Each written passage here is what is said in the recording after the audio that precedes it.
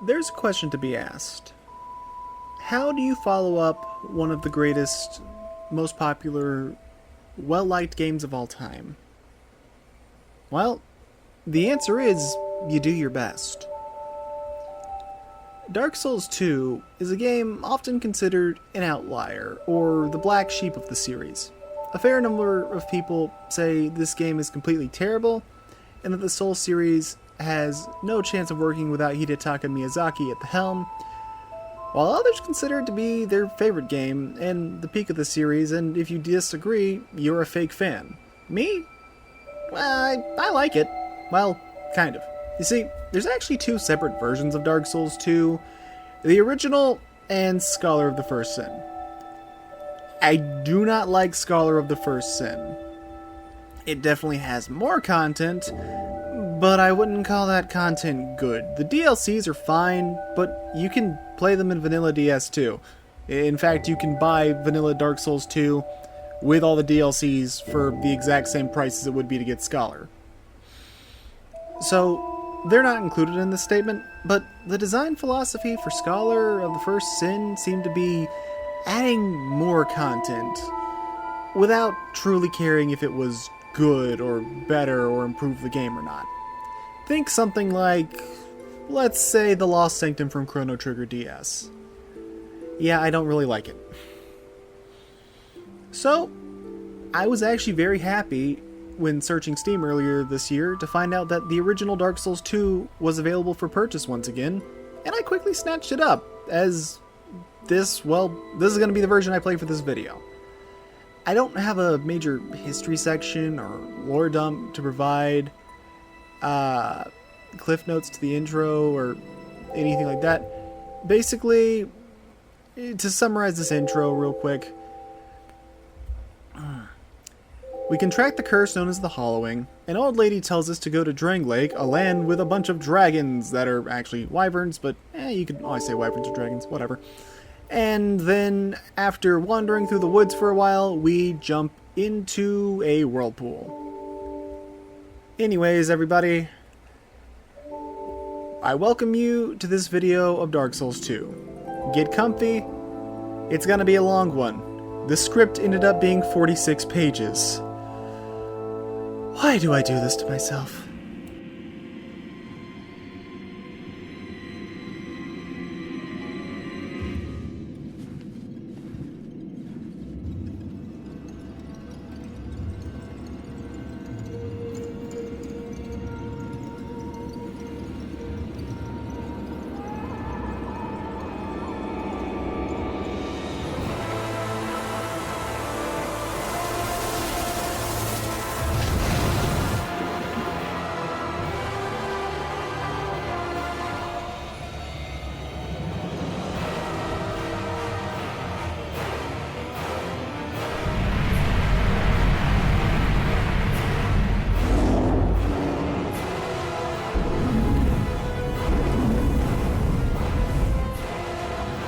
Like a moth drawn to a flame. Your wings will burn in anguish. Time after time.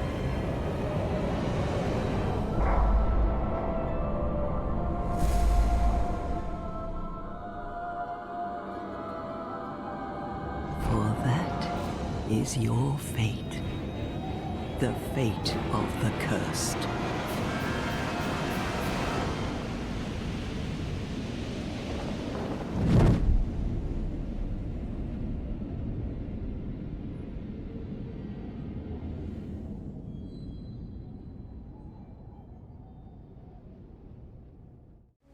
So, starting this game off, we don't actually get to make a character yet.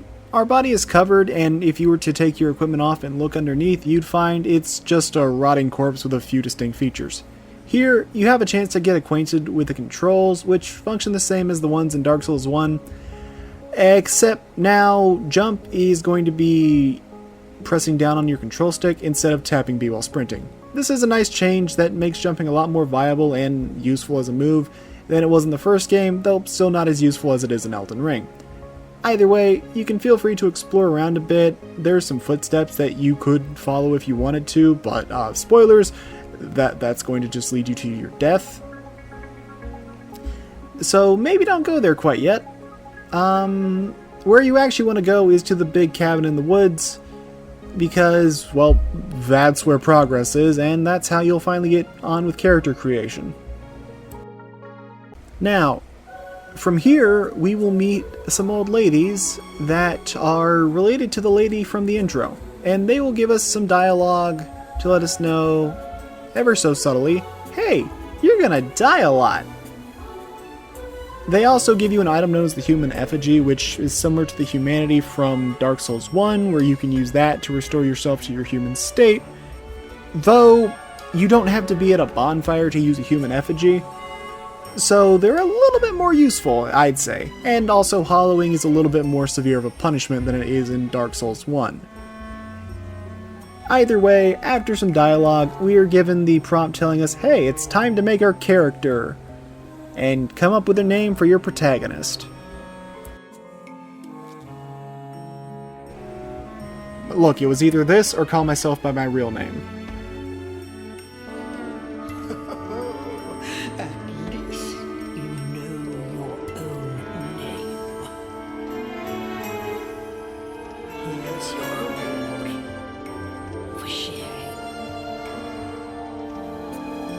It's a human effigy. Take a closer look. Who do you think it's supposed to be? Think back, deep into your past. Yes, it's an effigy of you. I look amazing. Also, I'm going to be using some sorcery because it's the last time it's going to be good in a From Software game. Sorry, not sorry. I don't have very much to say about our tutorial level of the game. You see, Things Betwixt is 99% optional. You can skip through basically all of it, and while there is some good equipment here, it's mostly just stuff designed to help you get started, and one ring that I think is genuinely useful, but we probably need to be a little bit stronger before we can take out the mini-boss required to get that ring. There's not really much for me to say here. It really does just teach you the basics of, okay, here's how you run, here's how you attack. You can shank enemies by doing this, and it gives you a dagger for, I don't know, probably because weapon durability in this game is not very good. I honestly forgot that there was a suicide blade in this game, so seeing all these bloodstains here in the Things Betwixt was kind of terrifying. This next part, I honestly think speaks better for itself.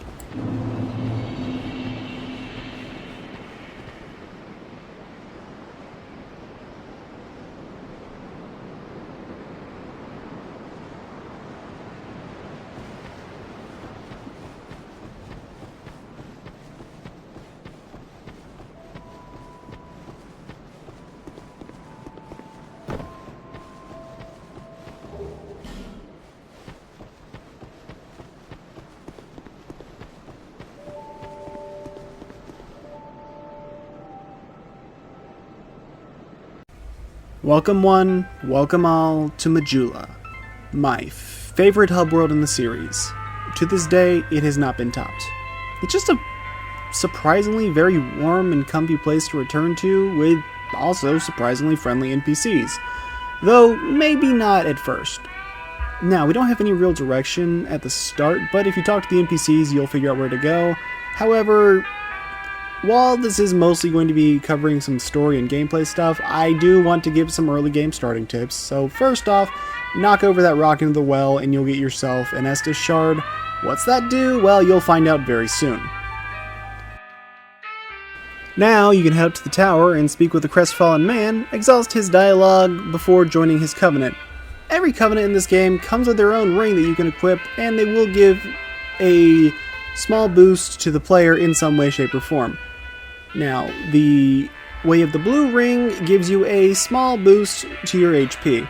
It's nice early game for new players, and it's something I recommend throwing on because Well, let's be honest, it's not like your ring slots are exactly empty in this game, and you have 4 ring slots you can equip. This also isn't like Dark Souls 1 where there's 2 or 3 very obvious choices. No, there's a lot of variety and options you can go for. Also, at some point, make sure you talk to the Green Lady. She is the Emerald Herald. I'm required to say, bear, seek, seek, lest. Her role is very important because you can give her your Estus shards to increase your Estus flask counts. Because she'll give you one to start out, but you only have 1 to work with. Otherwise, you're just kind of going to be on your own. Thankfully, you're not on your own because she will also act as a way of converting your souls to power, allowing you to level up. Why we have a lady that we use to level up and not just a bonfire?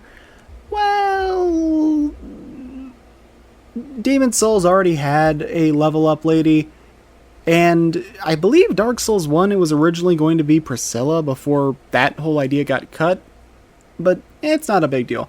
Thankfully, this game we have we have fast travel. Ugh, I cannot talk right now. Pretty much from the start of the game, so it's pretty easy to get around and get stuff done as you need to. Now, this was Dark Souls 1, this would be where I say it's time for us to do some death runs, but thankfully, this is Dark Souls 2, so you can actually somewhat reliably survive both main routes. What I'm going to recommend first, though, at least before you really get on with the story, is that you head down the waterway aqueduct area, as this will lead to some good items to get you set up for the early game, unless you started as like a brigand or a warrior or someone that's already armed to the teeth, in which case you probably don't need it, but there's still one thing worth picking up here. Otherwise, I recommend checking this chest, as this will get you a Parma, which is a small shield that you can use for the Dark Souls 1 parrying, and also just having a shield in general is nice. You may also notice it doesn't have 100% physical block.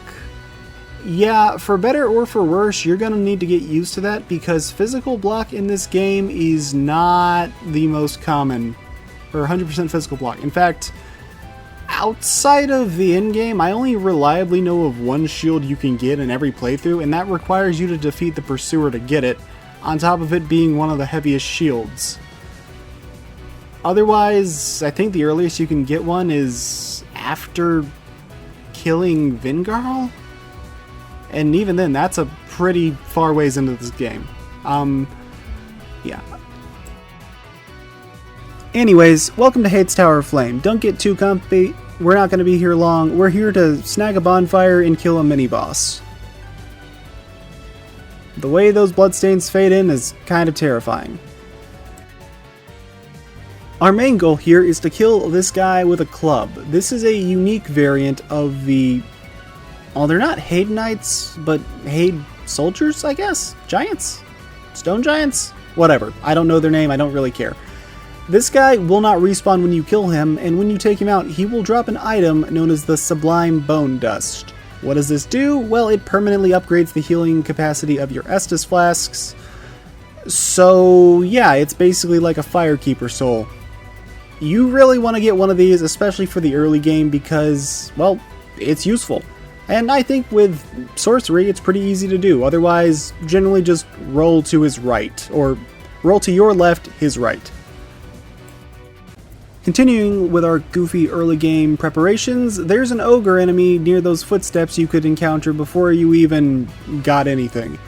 Why would you want to come here? Well, if you can kill him, you get yourself the stone ring, which reduces the enemy's poise the more when you hit them. Essentially, it's poise damage, and this does work on bosses, though you can't repost bosses in this game. It's kind of weird, but hey, it's still something useful because more stun states on a boss is always nice. Oh, and you also pick up some gold pine resin, which is useful, but I mean, I'm using a dagger, so that's not going to help me out too much right now. And back in Hade's Tower of Flame, because I really can't make up my mind, we have ourselves the first boss of the game, the Dragon Rider.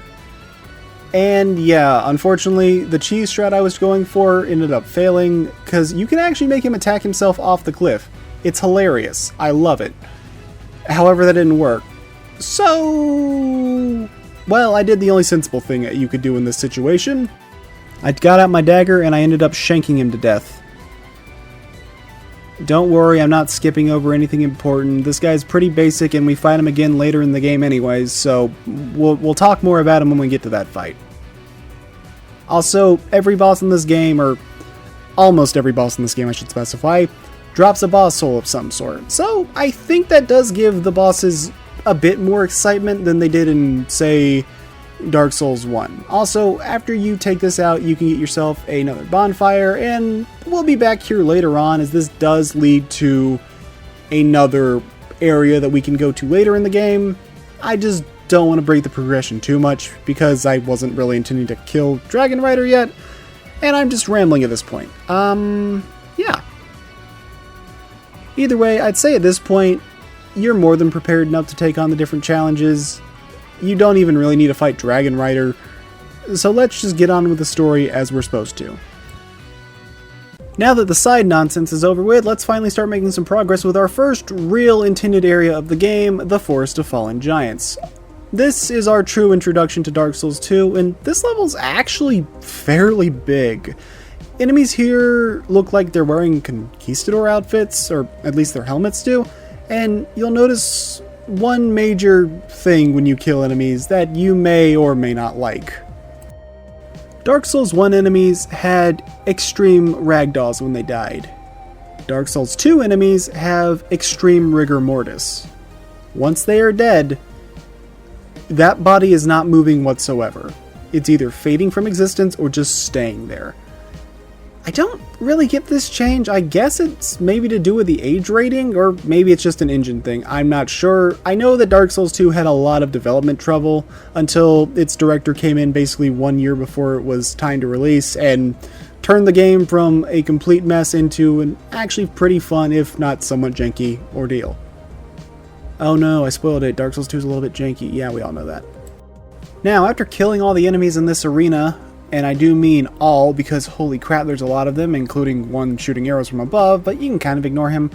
You're going to see this knight chilling up against a tree. This opponent is a foe known as the Haid Knight. He's a mini-boss, and I highly recommend throwing Honor out the window, because he's weird.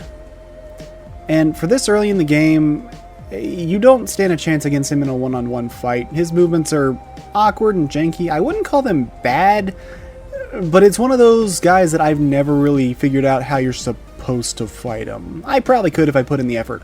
For taking him out, you're guaranteed to get the Haid Knight's sword, which is honestly one of the best swords in the game, and I pretty much use it throughout the entire journey. Well, it's one of the swords I use throughout the entire journey. I swap between multiple, but we'll get into that later. The big advantages of it are it has a good, fairly diverse moveset of slashes and thrusts, and it also has lightning damage, which lightning is good against basically everything in Dark Souls 2. So keep that in mind.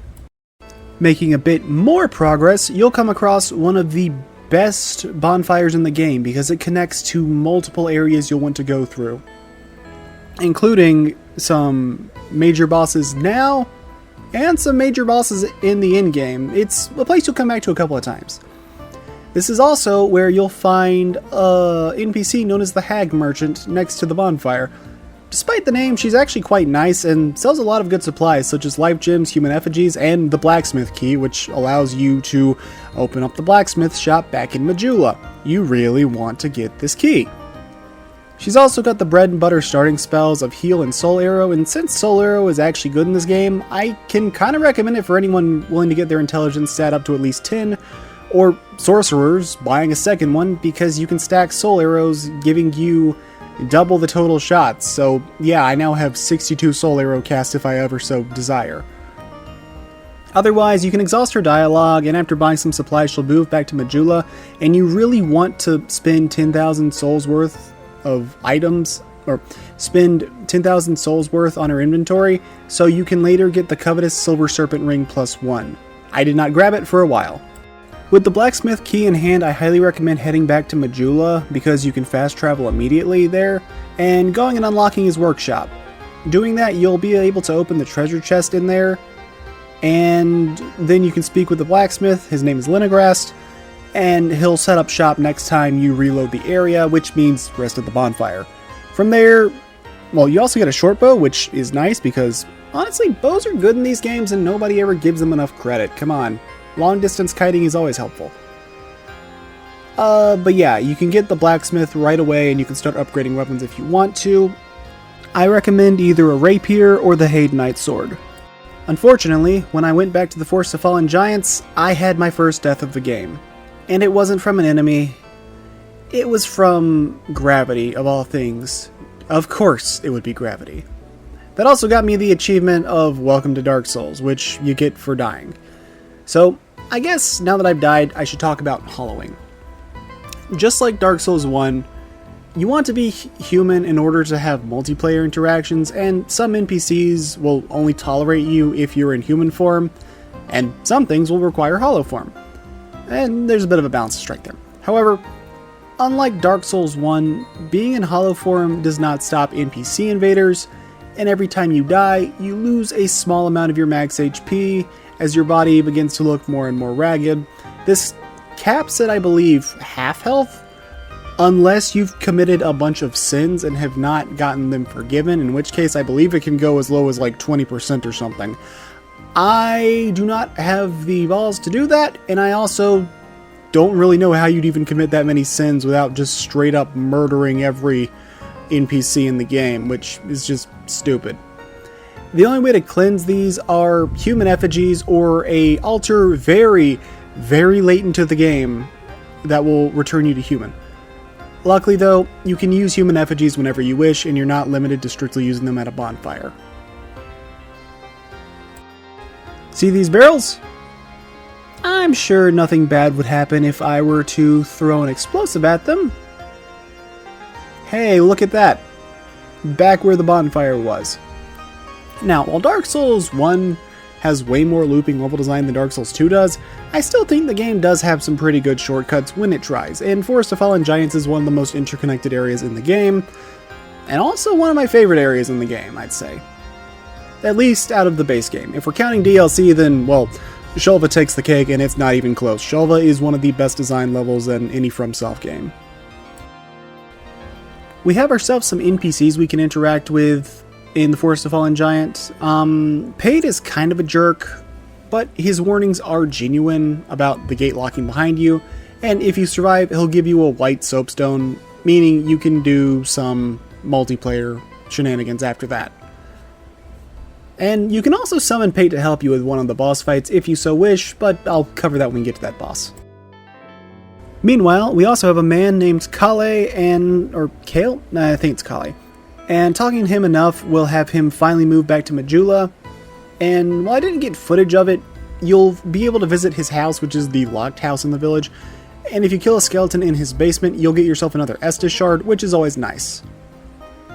You know, if I'm being perfectly honest with y'all, I actually think I kind of prefer the Forest of Fallen Giants over the Undead Burg, as well as Ashina Outskirts. I'm not as sure if I prefer it over Highwall Lothric. It's been a minute since I've played Dark Souls 3. I'll have to play it again. Last time I played it was technically not even DS3, it was Archthrones. And, well, nothing beats out Stormvale Castle, I'm sorry. I should not have survived that. Oh man, that was funny. But yeah, it's a really good opening level. There's a lot of interconnectivity, different ways to go, and lots of things to explore. It's also, at least in my opinion, a much nicer looking area than the Undead Burg is. Some people may disagree. Graphically, it's roughly the same, but I think the use of color is nice. It does give the place a bit more identity than anywhere from Dark Souls 1 and especially Dark Souls 3. Regardless of whatever opinions you may have on the opening levels, we have a familiar looking fog gate before us here. Ladies and gentlemen, get ready for the boss.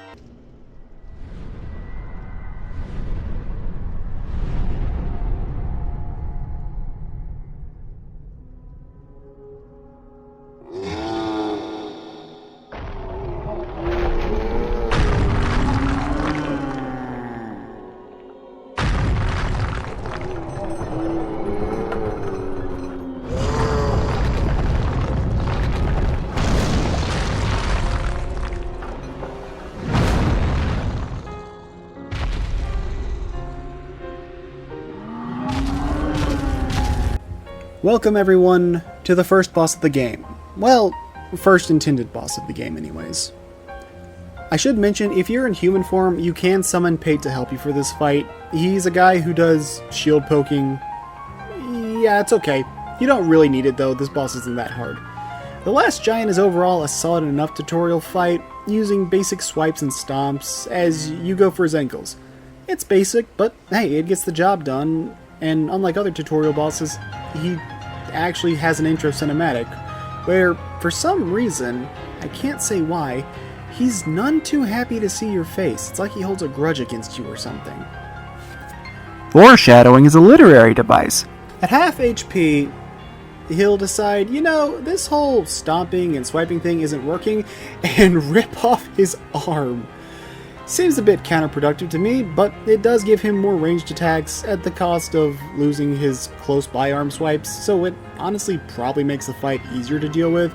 Still, it is cool to have a first boss with a second phase, even if it's nowhere near as dramatic as Udex Gundir's second phase from Dark Souls 3, but we'll get to that game later. Ultimately, the fight isn't hard. You just do some ankle hacking, or what else have you, and he'll go down. Though there is a weird thing with Dark Souls 2 bosses where when you kill them, the music just stops. It does not fade at all. When he goes down, you get yourself a boss soul, and you get yourself the soldier key, allowing you to open the previously locked doors in the Forest of Fallen Giants. I should also mention that yes, this guy is in fact required to beat the game. That's gonna sound weird, but I'll explain why later. This trap is absolutely diabolical. I love it. Unfortunately, the enemy AI isn't very smart in this room for some reason, so it ends up being less of a super deadly trap, and more of a, well, I guess lesson in can you kite enemies, which maybe is a good thing. Either way, we get some more shields, we get a large soul of the Lost Undead, and we get ourselves the very, very useful Great Soul Arrow. This is going to be one of the spells you'll see me using for the entire game.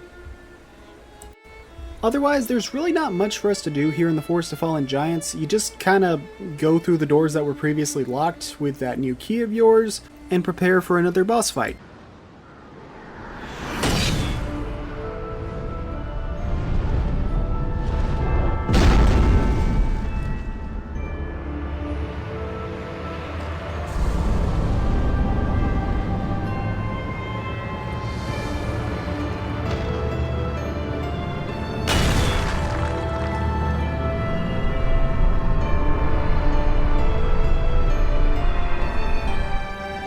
This cool looking jerk is a guy known as the Pursuer, and the Pursuer is definitely a much tougher early game boss than the last giant or dragon rider. We're having a larger moveset involving use of both his greatsword and his shield to damage you, including a special stab attack that, if it lands, will inflict you with curse immediately, causing you to hollow, meaning your max HP is reduced, and he goes into an enraged state just to spite you, I guess. I should also mention that this is where I had my first death due to actual combat with an enemy and not gravity. However, despite how daunting it may seem, there are a few things you can do to make Pursuer easier. The ballista in the arena aren't just set dressing, as you can line them up in order to absolutely shred his health bar, as long as they are not destroyed by his various sword slashes, which is possible because he does a lot of environment damage. I should also mention that you can parry the Pursuer. As far as I know, every combo starter with his sword can be parried. Meanwhile, his shield attacks cannot. You can't riposte him like in Dark Souls 3 against their bosses, but it still leaves him stunned long enough to unleash some serious damage, and with that ring that increases poise damage, you can also knock him out and stun him early. Yeah. Your rewards for defeating the Pursuer, well, they're pretty good as well. Your rewards for defeating the Pursuer are the Ring of Blades, which increases your attack power, as well as another boss soul, and access to another giant tree that, you've seen throughout the Forest of Fallen Giants. More importantly, you get most of the Drangleic armor set, which, while heavy for now, is one of the honestly best armor sets throughout this game, and one I can highly recommend. if you're willing to put in the vitality levels for it anyways. If you're not, then maybe look for something else, because again, it is kind of heavy, and you do need to stay below 70% equip load if you want to not have your roll speed skimped. We'll talk more about roll speeds later, because oh boy, is there a lot to talk about there. Yeah, otherwise you can make like Dark Souls and take a bird to carry yourselves to the next area, the Lost Bastille. Now, as tempting as it may sound to progress through Lost Bastille right away, there's actually another way you can get there, and I want to show it off. So we're going to go back for now and go behind the area after Dragon Rider. Anyways, if you already killed Dragon Rider, you can warp there right away, and if not, well, go kill him.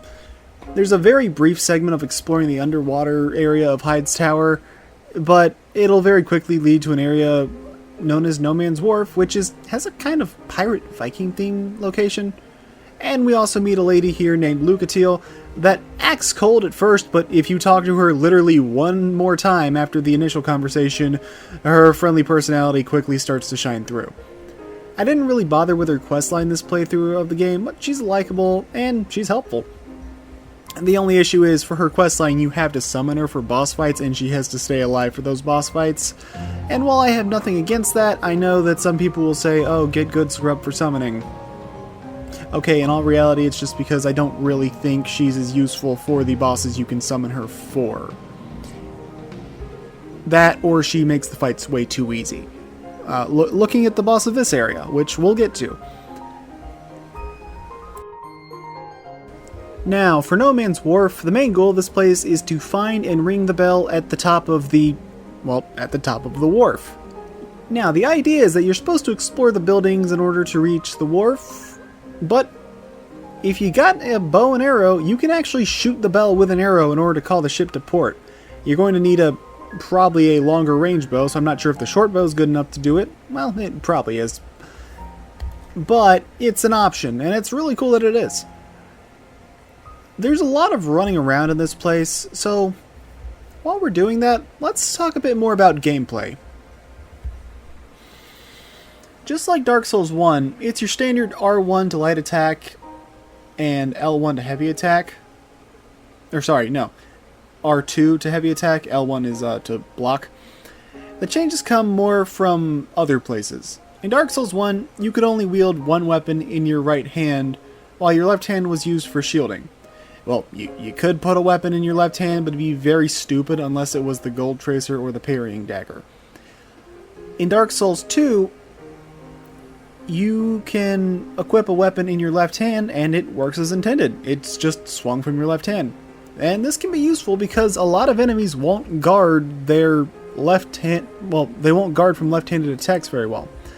Furthermore, with some weapons, if your character has 1.5 times the stat requirements, or mainly the strength requirements, you can ready both weapons at the same time and dual wield them. This is a mechanic that's known as power stancing, and as far as I can tell, it's never explained to the player in-game. But hey, it's From Software. They didn't explain world tendency, or humanity, or major mechanics that actually do make up a big part of the game. So I'm not really going to harp on a minor mechanic you can go the entire game without ever knowing about. Otherwise, as far as combat goes, magic is a lot faster in this game than it was in Dark Souls 1, making it actually pretty damn good and a lot of fun. Plus, the binoculars are an item that's no longer a use item, it's now an equipable. So you can zoom in and aim your magic where you want it to go, effectively giving yourself a magic sniper rifle, which I will be showing off later in this video around Brightstone Cove.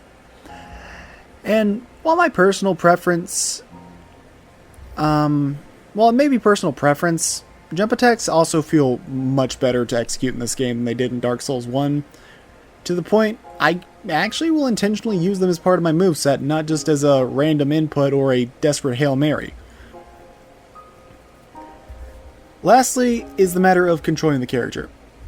And I'm going to be honest, while your character does seem to move a little bit slower than in Dark Souls 1, that could just be placebo effect, since most people will be rocking heavier armor sets than they did in DS1, since rolling requirements are tied to your stats.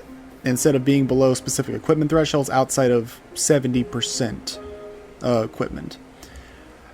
Regardless, your character control in DS2 feels a lot more responsive than it did in DS1, at least to me.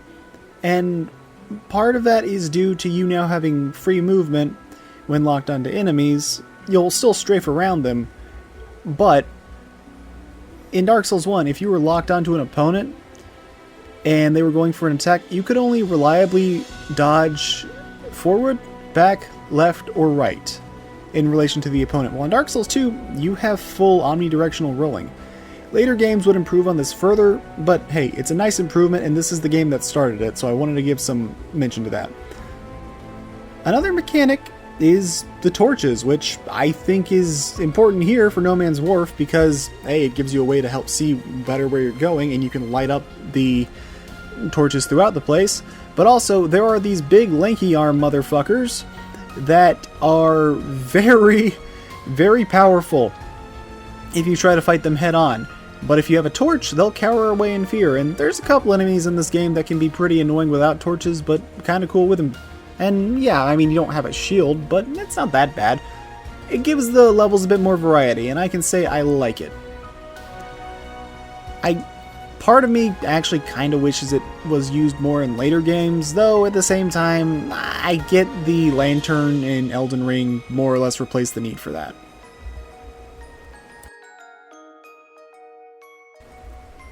Otherwise, after either shooting the bell with an arrow or making it to the top and ringing it naturally, you'll call the ship in, and the next boss is awaiting for you on that ship.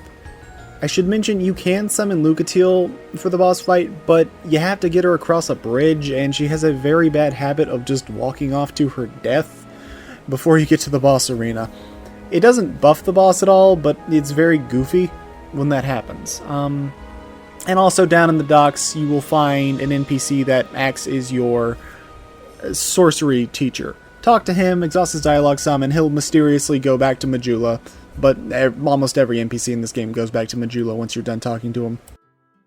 There's only really one bonfire in the entire wharf, so it might not be a bad idea to go back there and get yourself restocked, because while the boss isn't too hard, it is one that if you're not careful, you can get in trouble with.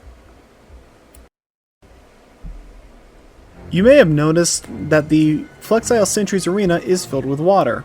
That's not just an effect. You are on a bit of a time limit here, as this boss arena will slowly become more and more flooded, and should you take too long, your movement speed will be hampered. I've also heard claims that taking too long would lead to your character drowning, but I've seen no evidence to support this. As for the fight itself, it's a case of really cool idea with somewhat meh execution.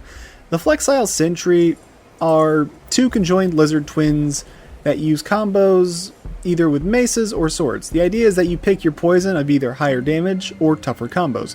But let's be real, everyone's going to pick the mace side in single player. They do have a really cool attack where they do a Beyblade spin, but I've never seen them use it in this boss fight, rather in a rematch about halfway through the game. Spoilers, I guess.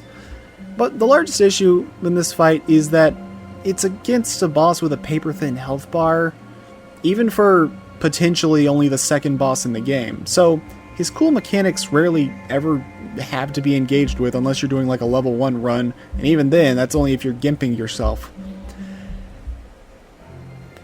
Yeah, I don't know. I want to love this boss fight, but I only kinda like this boss fight. I wish he appeared a little bit later in the game and had slightly higher HP. I think his moveset's there, and I think the mechanics are good, but it's just he doesn't have the stats to back it up, so he kinda just crumbles.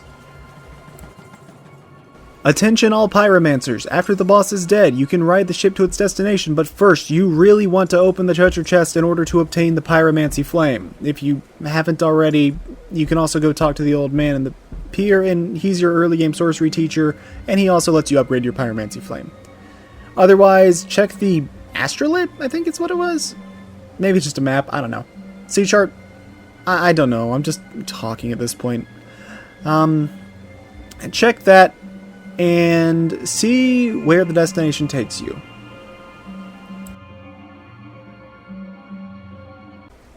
Welcome back to Lost Bastille. This is the back entrance, though both ways will eventually get you where you need to go. There are some enemies here that are the Royal Soldiers. They're a solid step up in difficulty from basic hollows that you tore through in the earlier levels, but overall this is another location that you can just take your time exploring. I should mention, however, that I did something really dumb in this run through. I did not grab the bonfire on the way to the next boss, so let's just say that makes the fight a lot more stressful for me. It also made it a lot more interesting. Yeah. Because I was running through with whatever I had at the start of No Man's Wharf. Anyways, now we're going to be here for a bit, so while exploring, I want to talk about the game's new leveling system. As mentioned earlier, the Emerald Herald is how you gain levels in this game, but the EXP requirements have a much more gradual curve than other Souls games, so you'll likely be much higher leveled by the end credits. In fact, I think I was around the 200s by the end credits, when normally I'm somewhere between 70 to 120 for most of the Souls games. And for Elden Ring, I was at 160, I think? Yeah, 160. Though I got up to like 200 for the DLC. Anyways. So, what exactly are these stats? Well, Vigor is your health boost straight up. This one is important to keep in mind because if you run out of health, you die.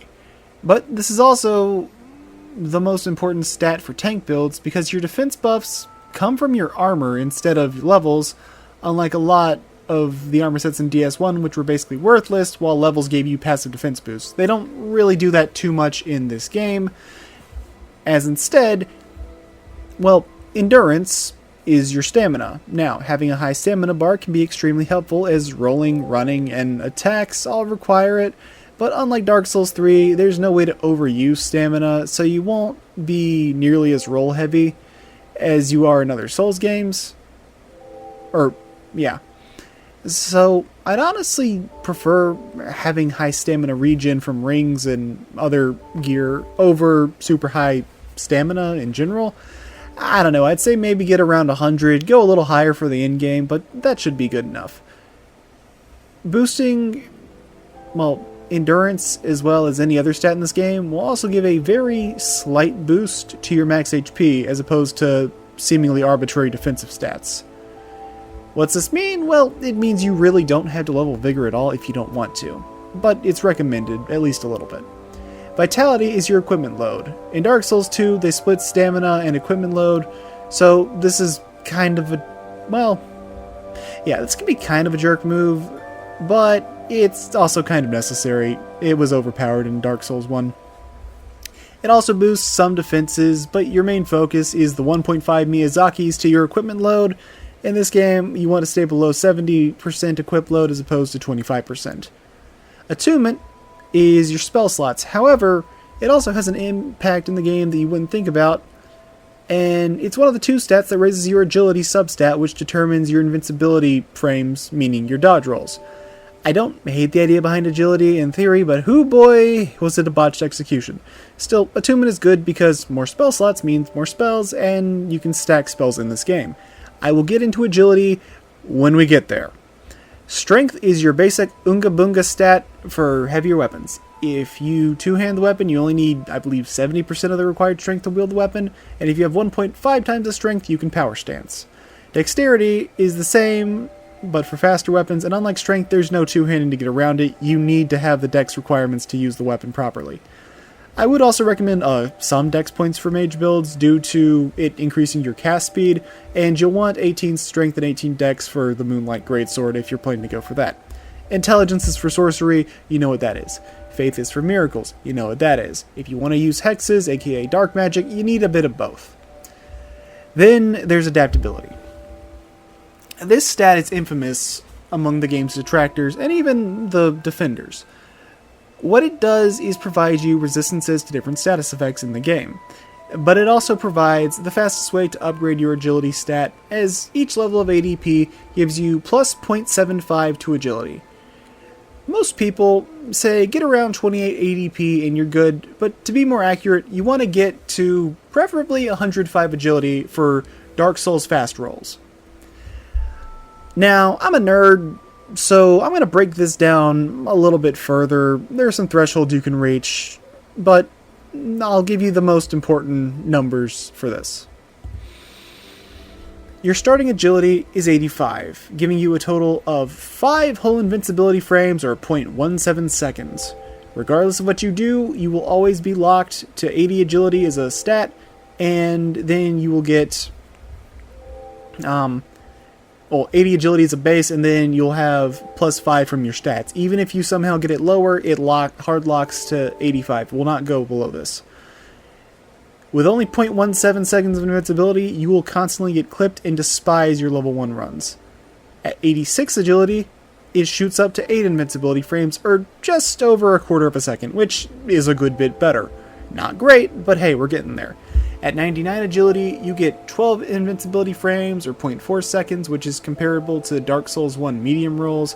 And at 105 agility, you get 13 invincibility frames, which is basically Dark Souls 1 quick rolls.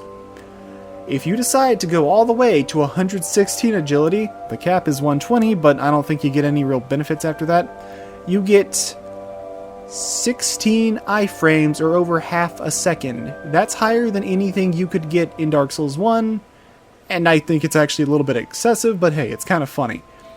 Agility is calculated with a kind of weird equation. This equation is agility is equal to 80 plus your attunement plus 3 times the adaptability stat, all divided by 4. I'm going to put it up on screen so it's a little bit easier for y'all to understand, because I can't really word it the best here. But basically, this is explaining why adaptability gives 0.75, while attunement gives 0.25. If the final result is a decimal, it will be rounded down, and if your agility stat is below 85 somehow, then it will hard lock to 85. Again, I don't hate the idea behind agility, but it's a case where I'm glad they went back to simpler methods in later games. Yeah, that's about it for now. Lost Bastille is a cool area, but not one I have the ton to talk about outside of the fact that it connects to a hidden area and a major area. Also, if you're playing Scholar, the Pursuer shows up here 4 times. Jesus Christ, dude, get a hobby. But yeah, that's about all to say for now, so let's get ready to talk about the boss fight, I guess. I decided to summon for this fight because, yeah, I have not found a single bonfire since, well, honestly, since the one in No Man's Wharf. Now granted, there's one that's actually fairly close to the starting location of Lost Bastille, and it's not that far to get back from here. I was not thinking about that at the time, because it'd been a hot minute since I'd played this part of the game. Anyways, say hello to the first of many Dark Souls 2 gank bosses, and honestly, one I kinda like, if I'm telling the truth. It's not perfect, but there is some thought put into the design. You see, instead of being an immediate 3v1, you'll battle a single sentinel on top of this platform, and should you take it out up here, the fight will be much easier as the remaining 2 sentinels will arrive at a staggered rate, and it's possible to fight the second one with some time to spare before the third even arrives to battle you. Now, I did summon, as I said, and that did make the fight easier. But not to worry, I had my own level of scares going on in this fight, because I ended up getting the message to tell me my weapon was about to break, and I did not keep an eye on my weapon durability, which kind of started to, bite me in the ass here. It added a lot more stress to this fight than I was expecting it to. I also feel I should mention that this boss arena is special because there are a ton of hidden walls inside this place. After that, I just made my way to the bonfire and managed to not get blown up by the suicide bomber, though I will admit that did scare the crap out of me the first time, because I forgot he was there. See these guys bandaged up over here? Yeah, they have basically no HP, but they are going to run at you before going for a kamikaze attack. In short, they run and they explode. Now, Sinner's Rise is this area that's connected right by that bonfire near the servants' quarters. It's about a 50-second jog. Main reason for coming here right now is because if you come up here, you'll see a gargoyle fly off into the distance to another part of the Lost Bastille. You can go to that main area right now, and you know what? Let's do it. Let's do something different. From the servants' quarters bonfire, you just want to go down go down this ladder here, and be warned, in Scholar, you're going to get attacked by the pursuer. In Vanilla, you're just going to be attacked by a dog. But you'll see that face in the wall. Well, that's a Pharaoh's Lock. So you need to put in a Pharaoh's Lock stone. You've probably gathered one or two throughout the game. Put it in the wall, and you'll see yourself another hidden path. The note is "Help me," and we reach the area known as Belfry Luna. This is a PvP-focused location, and honestly, I don't like it. Yeah, I didn't really type up anything for this place. It's just very annoying. And I mean, it's 2024 as a time of recording this. The only PvP you're going to get, especially in Vanilla Dark Souls 2, is going to be some griefer with extremely jacked up gear. There's nothing really to this place. It is certainly one of the areas of all time, so you know what? Let's just skip to the boss fight. You guys aren't missing anything here. You just go up a pair of stairs and ring a bell, and then the boss gate becomes available. Huh. Well, these guys seem familiar. Anyways, okay, I gotta be honest. I do not like this boss fight. At first, it may seem like a throwback to the Bell Gargoyles from Dark Souls 1, and visually it kind of is, but you'll quickly notice a few issues. Unlike Dark Souls 1, these gargoyles spawn on a timer instead of spawning at HP levels. Kind of like, I guess, Four Kings. The problem is, the timer is like 10 to 15 seconds instead of about a minute. On top of that, instead of having dynamic movesets and some cool halberd attacks, these guys just poke you with their spears and fly in the air to poke you with their spears, or breathe fire. Thankfully in Vanilla Dark Souls 2, the max number of gargoyles that can spawn at a time is 3, and they can't run at all. Well, okay, they can jog at you, but they are not fast, unlike the ones in Dark Souls 1. Yeah. They just kind of hobble over to you, so you can spam soul arrows at a distance and take them out. In Scholar, I would just say save these guys for in-game and curb stomp them, but in Vanilla, you can take them out here and now, and you kind of need to, because this is the only way to get the Bastille key, which you want to make the next major boss a fair bit easier.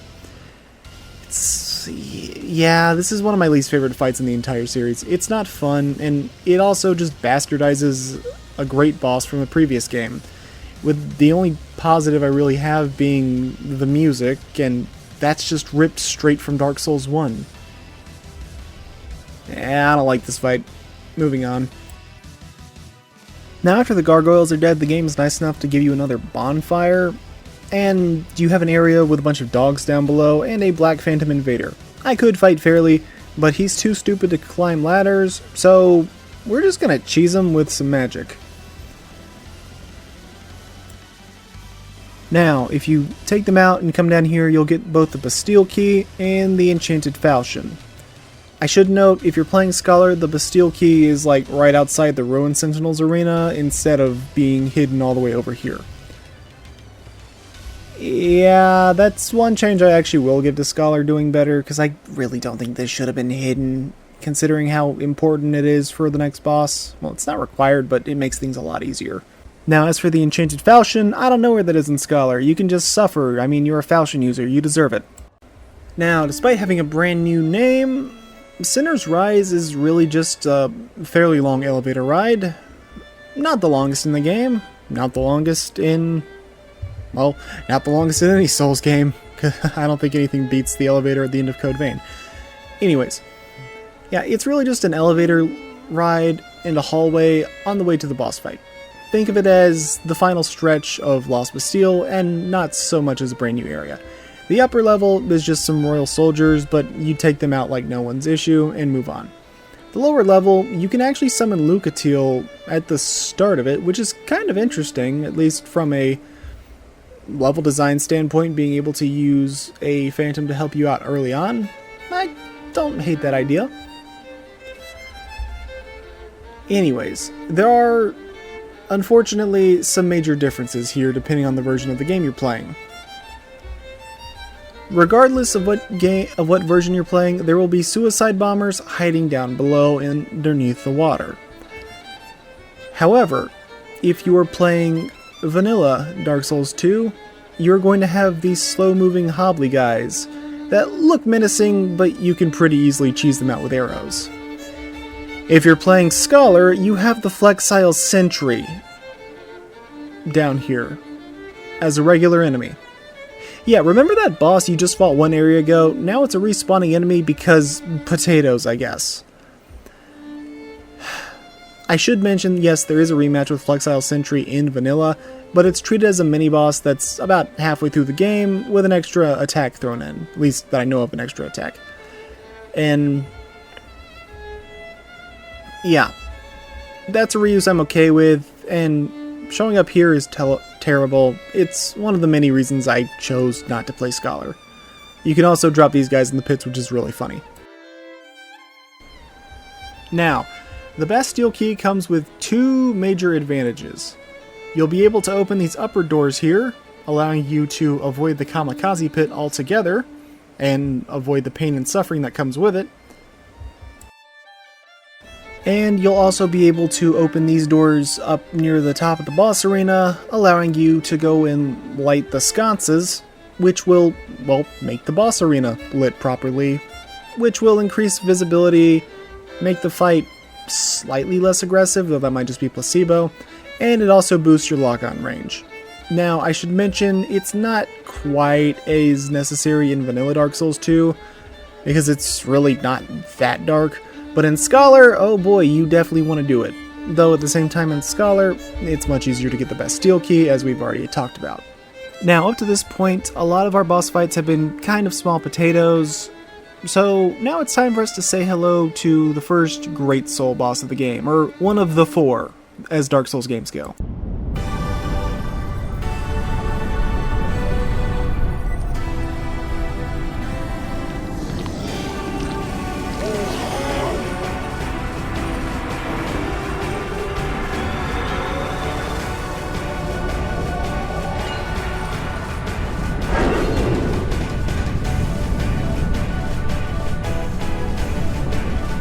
Say hello to our first major serious boss of the game, the Lost Sinner.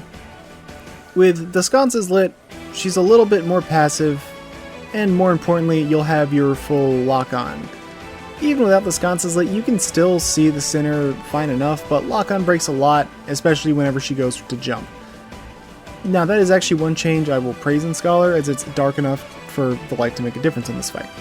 Otherwise, darkness aside, there's no real gimmicks here. It's just a straight-up duel against a mildly relentless foe, and I like it. It's a good boss overall, and I think it does well preparing you for some of the later game night fights. I will say, I think it's an odd choice to have the Honest Duel be the first of the Great Souls most players will have. When the other three are more gimmicky monster fights, but hey, whatever, it's fine. I think it's important to have a more traditional early game night fight to prep the players for the inevitable balls-to-the-wall duels that the endgame is going to hold. I don't really have too much else to say about this fight, since there's no crazy gimmicks here. The most notable thing would probably be if you parry her, she's likely to jump away because she's agile, and she has connections to, well, the Bed of Chaos, as that bug was one of those spawns. It's also one of the only actual demons in this game, but I'll talk more about that a bit later when that becomes more of a important subject.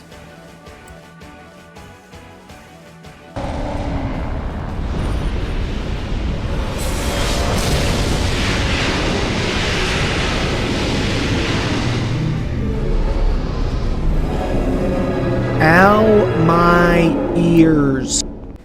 For defeating her, well, you get your first Great Soul, which is one of the keys you need to access Castle Drangleic.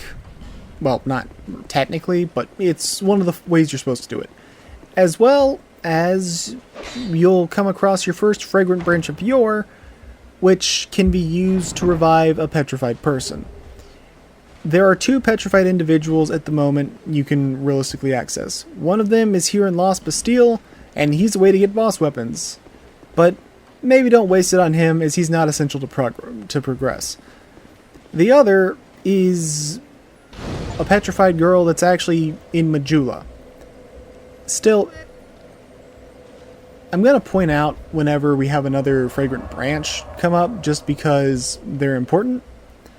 And yeah, you won't run out, but they're good to get. Final thing to note here is that there's the Primal Bonfire, which only serves 2 purposes. They act as a plot point, and they instantly warp you back to Majula for free. For now, nothing major will happen, but we'll want to light 4 Primal Bonfires for the true ending, which I will be going for in this playthrough. Now that we have our first Great Soul in hand, the next area I want to go to is known as the Huntsman's Copse, but the way we access that requires us to defeat the Dragon Rider and then create an alternate path in Majula. Instead of going to the Tower of Flame, it will take us there. You see, the thing is though, to get there, we need to have some souls on hand, about, I believe, 2,000, and I'm a little bit tapped at the moment. Thankfully, there's a boss still alive here in the Tower of Flame, so let's go take him out. And, yeah. I didn't mention it on our first time through here, but the Tower of Flame is another area that's very different in Scholar, because in Scholar, it's absolutely spammed with Haid Knights, which, while probably fitting the namesake, I'm not gonna pretend like I was a big fan of it, especially because after you killed Dragon Slayer, they became a hit squad after you. Also, on the way to this next boss, there's a dragon that's just chilling out outside the arena.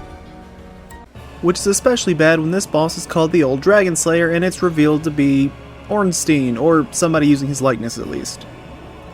Now, I'm sure you're expecting me to say that this boss is a joke, but surprisingly, no, he's not. This was the first boss since Pursuer to actually kill me, and in vanilla, his strength is comparable to Lost Sinner. In Scholar, he's got the defenses of a wet paper bag, but you know what, we're not playing Scholar, so... Otherwise, this fight is Ornstein, but with a few extra moves, as he's kind of using his Phase 2 moveset from Dark Souls 1. Also, he's changed from being just Lightning Elemental to having Dark Elemental attacks, and instead of the worst charge attack known to man, he's replaced it with an Air Slash, and I like this change quite a bit. For the most part, he's fairly straightforward, but I don't think this is a shameless... I don't think it's a shameless rehash. They've redesigned his moveset while keeping his old model, and that's a change I'm okay with. If you want to reuse a model for a boss fight, that's fine, just don't make it the exact same boss. Plus, it kind of set him up as a bit of a rival boss, but I don't mean with our character, but more with the player, since we'll encounter the likeness of the Dragon Slayer again in Dark Souls 3. Twice, in fact. Though, I do wish this fight took place later in the game, because being one of the game's 3 potential first bosses that players will stumble into is a bit silly. Okay, technically it's 5 potential first bosses, but no one's going to stumble their way into the Rotten or the Grave of Saints on accident. You're going there on purpose. Welcome to our next major area and our path to the next Great Soul, though we're not going to be going all the way to the Great Soul on this one, because it's, well, the final dungeon at the end of this place is kind of hard. Anyways, I don't have as much to say about the Dark Forest area. It's okay, it's got an optional boss that I forgot to tackle until later in the game, so, you know, I won't be showing it off till later in the video. And... I don't know. More notably here would be near the start, there's actually a guy that will teach you dark magic if you have high enough faith and intelligence. You can learn it right after defeating the Dragon Rider, if you so wish. Otherwise, he's kind of a jerkish NPC, not openly antagonistic, but, I mean, whatever. That's a lot of Dark Souls 2 NPCs, realistically. When exploring this area, you'll sometimes see poison dust raining from the sky, and that's due to these butterfly looking enemies in the trees. I'd recommend shooting them with arrows or just running past them. Yeah, they inflict it super fast though, so unless you've got some sort of poison defense, it's better to take them out ahead of time. Thankfully, they're pretty easy to see. The butterflies, weirdly enough, have an armor set, but it's not dropped by them. The way you get it is you have to use bonfire aesthetics in Majula to get that New Game Plus cycle up to New Game Plus 2. The big reason you'd want that is because if you have it equipped, then anything around you gets passively poisoned, but that also includes NPCs, so you need to be careful when using it, because otherwise you can very quickly aggro the NPCs and make yourself have a bad time. While we're exploring, I guess I can mention that the definition of a copse is a small group of trees, and that's kind of accurate because there's really not much to this place. There's a blocked off bonfire and a cave hidden with skeletons, but it's overall very short, and once you remember where to go, you can run through it in about a minute. Yeah. Be warned though, by opening the gate to that locked off bonfire, you're gonna free a man named Crichton. He's an asshat, but he means no ill will towards us. He's just a jerk by nature, which I kinda respect. And he warns us of a man named Pate. That's awfully concerning, but I'll admit, outside of Forest of Fallen Giants, I doubt you'll run into Pate again if you aren't actively seeking him out. So I'm just gonna ignore this quest line. And it's time for the next boss already. Yeah, this place is not large when you know where to go. Here we have our fight against the Bony Boys, and this is one of the easiest bosses in the series, but I honestly like the fight as a whole. Kinda reminds me of an MMO boss fight, if that makes any sense whatsoever. Each lord has their own combat style. One uses a scythe for melee, one is more of a pyromancer, and the one of them that has a crown gets murdered extremely quickly. But the fight isn't over when they go down, as upon death, the lords will summon different types of skeleton mobs, with the crown lord summoning bone wheels. By the way, you can backstab bone wheels in Dark Souls 2. While the spear or pyromancer guy summons a bunch of skeleton grunts, and last but not least, the aggressive scythe wielder summons skeleton soldiers, more heavily armored enemies. The fight is super easy, but the way it's structured shows a decent level of thought put into an otherwise basic boss, and I'm surprised that the Bony Boys never reappear as a mob or anything else later on in the game. Welcome to the legally required by law poison area of Dark Souls 2. I hope you enjoy your stay, and the gift shop is located at the front entrance. Also, say hello to Chloanne, another major NPC that you'll become fast friends with as she sells you Titanite and a bonfire aesthetic, an item that basically increases the new game cycle of an area, including respawning the boss for you to fight if you so wish.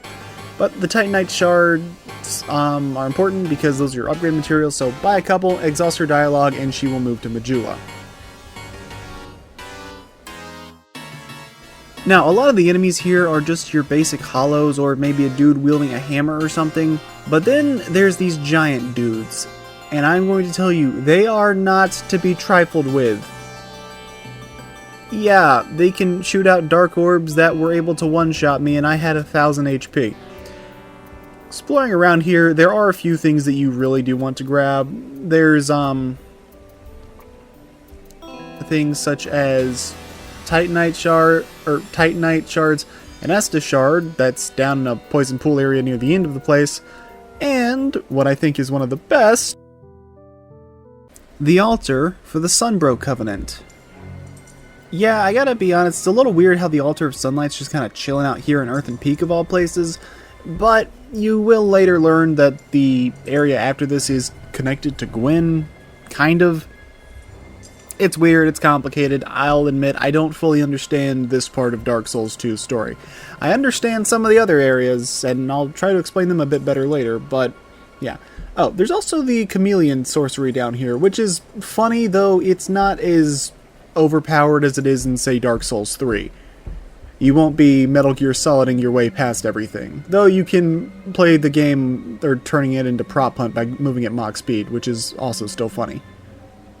Ah, that windmill looks important. They put a Pharos Lockstone area down here that guards the Poison Bite Ring, after you've already cleared a majority of the poison area. Jerk move, game, but Well, spoilers, there's like 2 other poison areas still in this game, so whatever. I guess it's kind of useful. Now, I would give a warning that we have another boss coming up in just a second, but... well, let's just say you're not going to need any help for this next boss fight. Say hello everyone to Jabba the Hutt. Often considered one of the easiest bosses in the entire series, and yeah, I'm inclined to agree. All he does is flop around and smack you with his most interesting mechanic being a move where he eats you, spits you out and de-equips all your stuff. But it's telegraphed a week in advance, so provided you aren't too busy not playing the game, you should dodge it. Now, by this point, you know the lore about how this dude simped hard for Mytha, engorged himself on food to make himself more appealing for her. It didn't work, and ultimately he turned into a demon. Well, kind of. You see, demons in Dark Souls 2 aren't really the same as demons from Dark Souls 1 or 3, because many of them are not products of the Chaos Flame, due to the actions of a man known as the Ivory King, who personally fought it off, preventing the Chaos Flame from overtaking Drangleic. In fact, there's only 2, maybe 3 demons in this entire game that could actually be associated with the Chaos Flame. Interestingly enough, the first one is that bug that crawled into the Lost Sinner's eye at the start of her boss fight, being a fragment of the Witch of Izalith. If you defeat the Sinner on New Game Plus, she also has Pyromancers, she would give you a boss soul belonging to the Witch of Izalith. Another example we've yet to see, but I'll mention it when we get there. And then the last one is a boss in the DLC. Yeah, there's really not much for me to say here. This fight isn't hard. I was just kind of seeing if I could drop the pots, but it wasn't working. I think I didn't have a strong enough bow. I'm not sure. It's an easy boss. Once you beat him, you'll be able to progress into the next area known as Earthen Peak, but before you make any real progress, I would recommend speaking to Lucatiel, because she will now give you the Ring of Steel Protection +1, which gives you a pretty nice boost to your physical defenses, and yeah, I kept it on for the rest of the game. It's a good ring. Keep it. Welcome to the obligatory poison area of the game. Wait, I already said that. Earthen Peak certainly is a place, and this isn't the nicest looking area in the game, that's for sure, but architecturally it's honestly not too bad.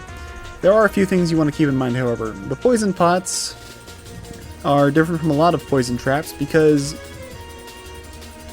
these poison pots are liquid instead of gas, meaning that if they get on you, they will continue to have poison build up until it clears from your character model, which I believe you either have to wait for it to wear out over time, or you need to just keep on, or you need to find some water to clean it off. You might be able to just roll and get it off as well, but I don't know. What's interesting is most of the enemies here aren't immune to poison themselves, so you can actually turn the traps against them and have them die from it, which is kind of funny. When exploring, you'll come across your second bonfire of the place, as well as a metal windmill, which you need to light with a torch. So, yeah, I really have to ask, why make the windmill metal? Why not, or at the very least give it like a wooden frame or something to show that the fire would have a major effect? I don't get it. Either way, you want to do this to make the boss of the area much easier, otherwise, good luck. Yeah, that's one of those weird world design points that just doesn't make sense to me. Before you get to the boss arena, you'll encounter an enemy known as the Desert Sorceress, which certainly has a unique character design. Thankfully, their AI is really bad, and they will head right into poison pots, killing them very quickly. More importantly, upon death, they have a lot of drops. They can drop their equipment, they can drop dragon charms, which heal you and cure poison, they can drop herbs that greatly restore your magic use, or the lingering Dragon Crest Ring +1, which extends the length of your spells, meaning projectiles can travel further. I actually can kind of recommend farming them if you want to. Usually I'd say for the herbs, and maybe try to get the ring if you can. Now, you may think to head right for the boss, but I'd say don't do that, because there is a Black Phantom chilling out up here. It's not an invader, it's just a Black Phantom mini-boss. Yeah, Dark Souls 2 does that sometimes. Anyways, you want to take him out, and then you're going to want to check the walls up here because there's a secret bonfire right before the boss, and if you want to bonfire ascetic this boss, you're going to need to use this secret bonfire. It's time for our next battle, and this one is against Mytha the Baneful Queen. Mytha is a basic but kind of interesting boss fight, using a series of thrusts and swipes with her lance, but she can also use her severed head for magic, either blasting out soul spears, or throwing it and having it scream to explode like a grenade, which she'll die for afterwards. For the most part, her AI actually likes to hang back during the fight, and you may notice that there's a ring of poison around the arena. If you didn't burn the windmill, the poison would completely fill the arena, causing you to constantly be taking poison damage and causing her to regenerate her HP constantly. In fact, even with it drained, she does have points where she'll try to back off, usually healing herself from the poison a little bit. Yeah, it's one of those weird ones where it's like, it's a cool idea for an environmental puzzle, but it's not communicated well at all, and I can't say I'm a big fan of that. Nothing about this fight is super hard. If you drain the poison, you can deal with a mildly quick foe fairly easily, but it's still an okay fight. I just wish the windmill gimmick was communicated to you better. Now, after you kill Mytha, you can take an elevator which goes up, and after you head outside through this tunnel, you can proceed to ask yourself, what the heck is world design? Head over to the left and grab a bonfire. You're gonna need it. This area is known as the Iron Keep, and it's probably the hardest of the Great Soul dungeons, in my opinion, and it has the toughest bosses. We're gonna save it for last. Now, I recommend using a bonfire ascetic to respawn Mytha here, and then you can summon Jester Thomas if you want to help him. Because, well, if you beat her on New Game Plus, you get the covetous Silver Serpent Ring +2, which boosts your experience. So, why exactly did we go all the way here if we're just gonna head back and save it for later? Well, because you get good upgrade materials, you get some new spells, you get the Warriors of Sunlight Covenant, you get the Silver Serpent Ring, you get the Steel Protection Ring, and you also get you get Cloanne, who joins Majula and is your upgrade materials merchant throughout the game. There's a lot of good things you can get that'll make your life easier, and yeah, it's intended to be the second Great Soul you go after, and I would if it wasn't for the boss at the end just being really hard. Well, not at the end, but about halfway through. There's also other things here, such as just, well, if you go a little bit into Iron Keep, you'll find a merchant that sells you different items, such as the Jester Gloves, which also boost your soul gain. And if you buy 10,000 souls worth of materials from him, he will give you the Gold Serpent Ring +1, which boosts your item discovery rate. There's just a lot of good things to get, and it's worth picking up. Also, by the way, you can cut off Mytha's tail. I don't know why. Even on New Game Plus Power, Jester Thomas makes Mytha a joke. Yeah. Overall, there's not really much to say here. I just kind of wanted to come here because I think it's a good way to get some upgrade materials. And while it does kind of make it a little bit of heading around, I mean, hey, that's what I do for every playthrough of Dark Souls. So, what else is new? Let's head back to Majula. It's time for our next location. Our next location on the list is the Pit. But before we go there, we're going to want to speak with Sweet Shalquar, the cat lady, and make sure that you've bought the silver cat ring to reduce falling damage. She also later sells a pair of pants that reduce falling damage as well, so maybe get that. And I would probably recommend picking up the Ring of Whispers at some point, because it'll help you with communicating with non-human NPCs later on. I should warn you though, with the Pit, even if you have the silver cat ring, if your HP isn't high enough, you're not going to survive the fall. And you've definitely noticed this thing chilling out in Majula, so there's two ways down. You can either use the silver cat ring and drop down, or you can wait until an NPC known as Laddersmith Gilligan shows up here, and you have to pay him a near extortionist amount of money, while I just recommend getting the silver cat ring. I don't like Gilligan. He's not a cool NPC at all. Now, when dropping down the pit, there are two areas you can go to. You can either head to the gutter, which is the required location, or you can take this little side path and drop down to a, I guess, secret area. Not really a secret, but it's kind of out of the way. area known as the Grave of Saints. Now, the Grave of Saints is a very small area designed for PvP with basically nothing in it, but it does have a boss fight, so yeah, let's just go take care of that. Praise the Rat King for his kind bonfire placements. I don't know why he has ones right next to his bosses. I am the Rat Smacker. They call me the Rat Smacker because I smack rats. Yeah, there's nothing really to this fight. It's just a rat with super high toxic infliction and a mohawk. Now that the sideshow's over, we're in this area known as the Gutter. You're going to quickly see that the gimmick of this level is darkness, ranging from enemies having dark elemental weapons to it just being straight up too dark to realistically see where you're going. Though you may be surprised to hear that despite the darkness, I genuinely like this level. It's not a Tomb of the Giants 2.0, that's for sure. And yeah, there's a bonfire that's pretty close to where you need to go, so it's useful. It's not perfect, but it's designed around you using the torch, and you're supposed to light up the other ones as you go to make your run through easier in the future if you die, or just to mark and show where you've been. Granted, normally I'd hate being forced to do platforming or anything here, but Dark Souls 2 platforming isn't terrible. It's not as responsive as Elden Ring's, but I mean, it's not the worst thing in the world. At the very least, the jumps are made a bit more with thought in mind, I guess you could say.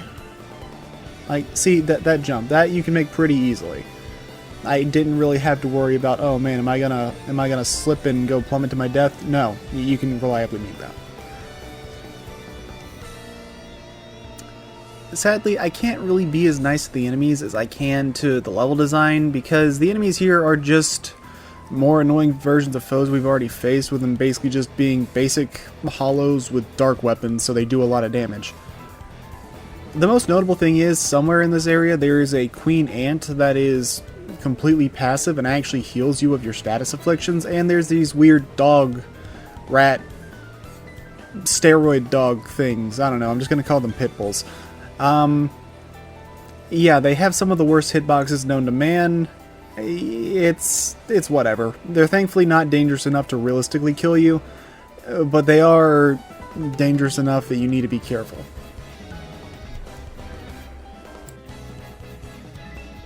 Unfortunately, like it or not, all decent things must come to an end, as we're going to be required to leave the Gutter and enter the next Great Soul dungeon of the game, Black Gulch. Head left for a bonfire. You're gonna need it. Welcome to the obligatory poison level of the... Jesus Christ, game. In all seriousness, there is one actually kind of cool thing about the Black Gulch, and that is these tar pits. You see, they're not poison, they're tar. If you light them on fire, they'll ignite. Why on earth would you want to light them on fire? Well, there are some enemies that are lurking beneath the tar that will try and attack you. But should you choose to set them on fire while the enemies are lurking in the tar, they'll pretty much die instantly. Unfortunately, these poison statues are a pain in the butt because, well, they poison you, and poison deals a lot of damage in this game. But on top of that, for some reason, these poison bullets have some of the highest hit stun out of honestly, any attack in the game. Like, your character can shrug off getting attacked by heavy monsters and their clubs, no issue. But nah, a little glob of poison randomly touching you, and that's too much for you to handle. Also, yeah, these tar monsters are kind of terrifying. Black Gulch is thankfully more or less a straight line, but you're really going to want to pick up this secret bonfire right before the boss because, well, two reasons. One, because it gives you a checkpoint right before the boss, and two, this is going to be the most lucrative grinding spot in the game if you so wish. Now, I should also mention that in Scholar, it's blocked off by a petrified statue, so you have to use a fragrant branch of yore because the game hates you. Now, as tempting as it is to go for the boss right away, I'm going to recommend you drop down to this ledge just so you don't forget about it. There is a door here that's sealed off. Don't worry about it. We'll be back here shortly. The real reason is because you want to drop down the ledge again, because there is another hidden area below this. And what's down here? Well, you'll see. As it turns out, the last giant's name was a complete lie, as there are 2 more giants down here that are still alive and in the modern world. Why are they here? How did they survive? I'm not entirely sure. But you're going to want to kill them. You're really going to want to kill them. When you kill those giants, you'll get yourself the Forgotten Key, which allows you to open up that locked door right above us. That'll be important for one of the super bosses later on, and that one I will be covering in this video. And you also get yourself the Soul of a Giant. I'm going to warn you, do not under any circumstances use that soul or sell it. You're going to want to keep it in your inventory for the entire game for a reason we will see near the very end of the game. Also, that's like gravity death number 12. Yeah, I cut out a lot of them.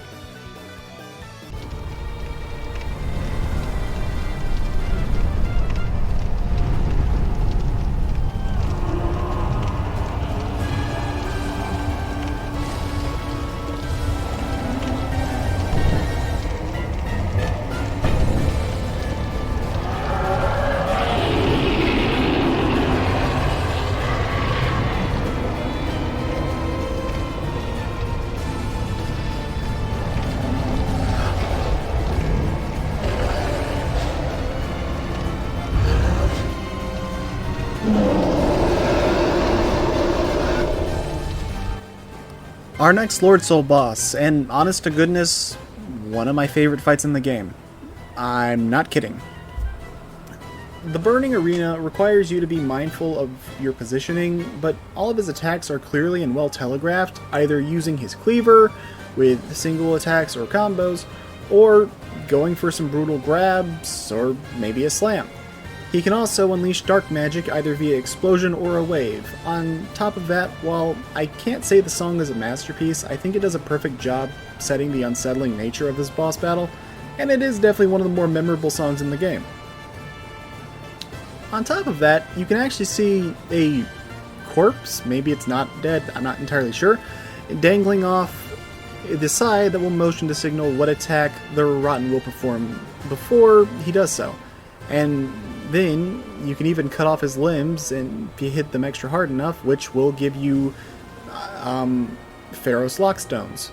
So there's some theories that the guy on the arm is actually Pharos himself.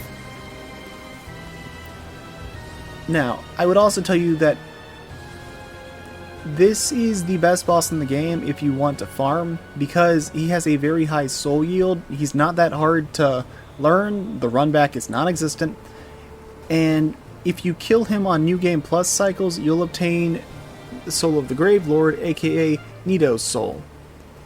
So yeah, this is definitely the primo grinding spot of the game once you get it, and most speedruns go and kill this guy like 4 times to get the 1 million soul memory, so you can just skip right to Castle Drangleic instead of having to do the whole Great Soul location finding stuff.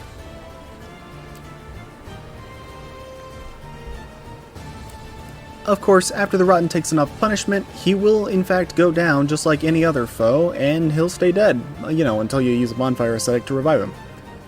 And after that, you will find yourself another primal bonfire that lets you access, well, it takes you back to Majula, but there's also a shrine there that allows you to access a DLC area for the DLC Crown of the Sunken King. While I love that area, I think it's one of the best in the entire series, we will not be tackling that today. I am nowhere near strong enough for that right now. Now, to reach the next Great Soul, and also required to progress through the game in general, we need to use a Fragrant Branch of Yore to free this girl named Rosabeth. I'm going to warn you right now, pay attention to those cages, well, above you and also this door.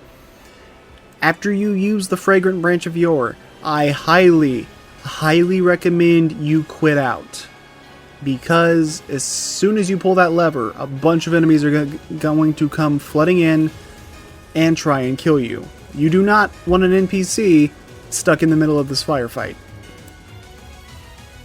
Once you pull the lever, you're going to have these poison ball sack looking dudes coming back in, and slowly the door will open to reveal a basilisk. You know, everybody's favorite, like, enemy from the series. And for some reason, the only enemy that made it into all 3 Dark Souls 3 games and Elden Ring without any sort of change.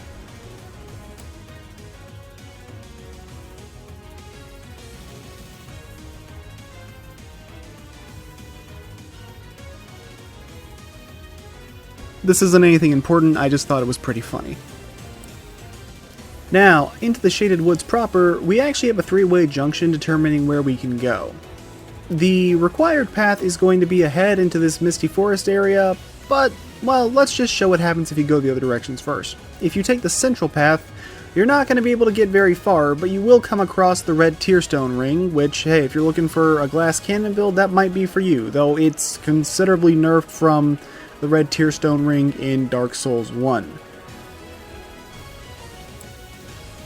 You can head up and you'll see this grand door, but once you reach it, it's just going to tell you to produce the symbol of the king. Yeah, we're not going to be back here for a long time. I'm talking, this is one of the last areas in the main story. So, keep it in mind, but don't try anything stupid.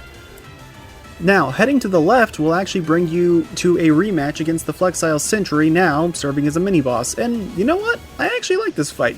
It's still pretty cool. I don't think it takes away from his... I don't think this appearance takes away from his boss encounter because it's far enough in the game, unlike the one in Scholar, where he just shows up as a regular enemy in Sinner's Rise. Now, he's not hard to take down, but the wider arena does mean you're more likely to see his moveset, and, I mean, it still does provide some challenge because his damage seems to be a little bit higher. On the other hand, you will still need to get past this guy eventually because this does lead to the required path to an area known as the Shrine of Winter, and said Shrine of Winter is where you need to go in order to progress the game and reach Drangleic Castle after you've either collected the 4 Lord Souls or after you've gotten your soul memory up to 1,000,000. Now, for the Foggy Forest area, I really don't have any advice here at all. I just kind of wander until I make it here. Yeah. Biggest advice I can offer is you're going to want to hang left for a while until you come across this man known as Vingarl. He will act as a merchant, and also later he can be a summon to help you out if you so wish, but he warns you that while his head is immortal and cannot die, his body is still somewhere on the loose and is very dangerous. And he's not kidding, it is pretty dangerous when we do come across it, but we won't be coming across it for a little while. Otherwise, I don't have a lot of advice for this place, sadly. It's a low visibility area, and the camera even zooms in so you can't really see where you're going. I just kind of stumbled my way through this place. The big thing is you want to just kind of make sure you're heading uphill until you finally get clear of the fog, and yeah, there will be a bonfire very close by. So you're going to want to make sure you turn around and get it so you don't have to run through this place all over again. And also, this bonfire connects to one of the Dark Diver locations, so I'm going to cut ahead to a bit further in my playthrough and show you how to get there. Before we get to exploring this part of the woods proper, let's jump cut to my character from a little bit further in the future. Not too far, this is around mid-Castle Drangleic, basically. So, you're going to want to run up here, ignore the curses, I'll explain this a bit later. Go to your right, and now, it's kind of hidden. Run past these Lion Warrior dudes, they are assholes and they do not stagger for the life of them. You're going to see this patches of grass. Well, there's a bit of a plank that hides a hole that really can't support your weight, so you'll fall through it. You'll be able to speak with Dark Diver Grandel here, and after you've found all 3 locations, you'll finally be able to access the Dark Diver locations for that quest. Alright, now we're back to the main file progress part, whatever. Okay, the second half of Shaded Woods is interesting, and it holds quite a few secrets behind all the giggling curse pots that cause your character to progress through further stages of hollowing should the meter build up. If you have the Ring of Whispers on, you'll be able to hear the different enemies, and you will want to have the Ring of Whispers for a friendly, non-human NPC here. With the Ring of Whispers equipped, we can go and interact with this spooky looking mini-boss dude, Man Scorpion Tharrr. Thankfully, even if you don't have the Ring of Whispers equipped, he won't try to attack you. However, he won't really be able to understand what he's saying. Now, despite the fact that he looks spooky, he's actually a pretty nice guy all in all, even if you're not wearing the Ring of Whispers. So he'll be non-hostile, but with it equipped you can learn about how he has a wife, he's one of the creations of Seath, and he also wants you to kill his wife because she's gone crazy. Also, I gotta say it, I think the lion enemies look really out of place in this game compared to pretty much every other enemy in the Souls series. These guys look like they came out of a completely different game, and I don't know, maybe they did. It'd be interesting to find out, but yeah. It's just weird having dreadlock lions show up here.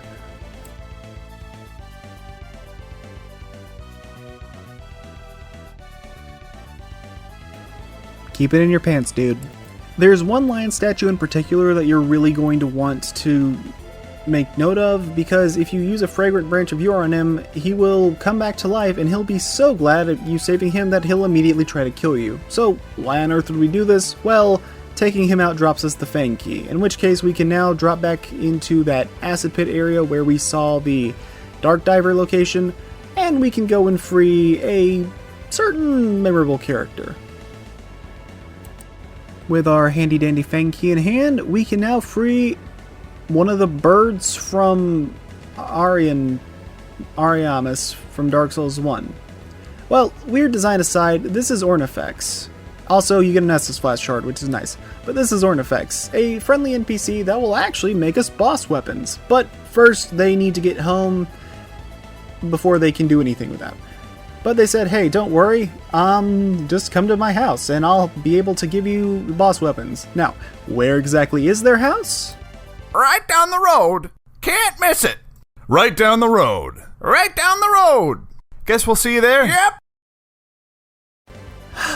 I love Happy Souls. Anyways, let's go fight the boss of this area. This next boss is super easy, so I honestly have no issue summoning Man Scorpion Tharrr. Plus, it's cool having a non-human NPC that you can summon to help you in a boss fight. The only other times I can think that Souls games have really done that are Dark Souls 1, where you could summon Sif to help you against Manus, and Alexander in Elden Ring against, I believe, Radon and the Fire Giant? I think that was the only two you could summon for. Anyways, this boss is Scorpionist Najka. The inspiration is very, very obvious. So, let's get to talking about it. Honestly, this fight is kind of a joke, and not super interesting. It's the standard half-woman, half-monster boss, but worse than Quelaag in every way, and now that Romina exists, there's really no reason to bother with this fight other than the fact that it's required. The most interesting part of the battle is you can summon her husband to assist you in battle, and he helps quite a bit. Otherwise, her most interesting attack would be whenever she burrows under the ground, and that could be a threatening attack where you have to keep on the move to not get, attacked by her from emerging from below, but you can just sort of stand on top of the wreck, or of the rubble, and be completely immune to it. And if you get onto her back, which is surprisingly easy to do, her AI completely breaks.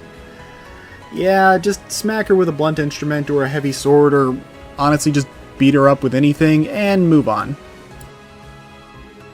Now, we're able to enter this optional area. Well, not optional, but basically an area you can just run through if you want to.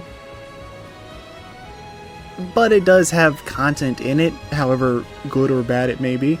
This location is known as the Doors of Pharaohs, and the first thing you should do is run through the water and go underneath that small bridge to find a bonfire. My first playthrough, I did not find this bonfire and had to run through this and the first half of Seldora, which includes a boss fight, by the way, making everything way more stressful. I gotta be honest, Doors of Pharaohs kinda sucks. There's a bunch of doors here that require Pharaoh's Lockstones, but almost none of them are worthwhile. There's not much for me to say, and the enemies here are these weird rat dog things that inflict you with toxic, so I guess you could say, oh look, another poison area. I'm not really going to put this one to the counter. That's just a poison enemy. It's not a poison level. Anyways, I would skip this place entirely, but unfortunately we have a boss to fight here. And it might just be the worst boss in the series. Yes, even worse than Bed of Chaos in my opinion. As the message I read right outside this boss arena said, try pure luck. Now, it's no secret that I love some pretty off-the-wall bosses, like the Rotten or Gaping Dragon, going so far as to say Gaping Dragon is my favorite main game Dark Souls 1 boss. So you may think I have something positive to say about this boss, right? Possibly? No, it's absolute trash. This boss and his mooks love to try and inflict toxic on you, which in this game is basically a death sentence if it lands, and you have all of 7 seconds to take out the rat dogs before the large asshat comes down to play. With his body so high off the ground, you're basically forced to go for his legs to do any real damage, unlike Sif, who was low enough you could pretty much attack the whole body. And he has a head charge that can close pretty much the entire arena's distance. You might think this boss isn't so bad once his mooks are gone, but you'd be wrong, because once he gets low on health, he'll start vomiting, which is acidic, and will proceed to start breaking your gear. And what do you get for defeating this boss? A rat tail and 14,000 souls. Potentially not even enough to repair your broken equipment.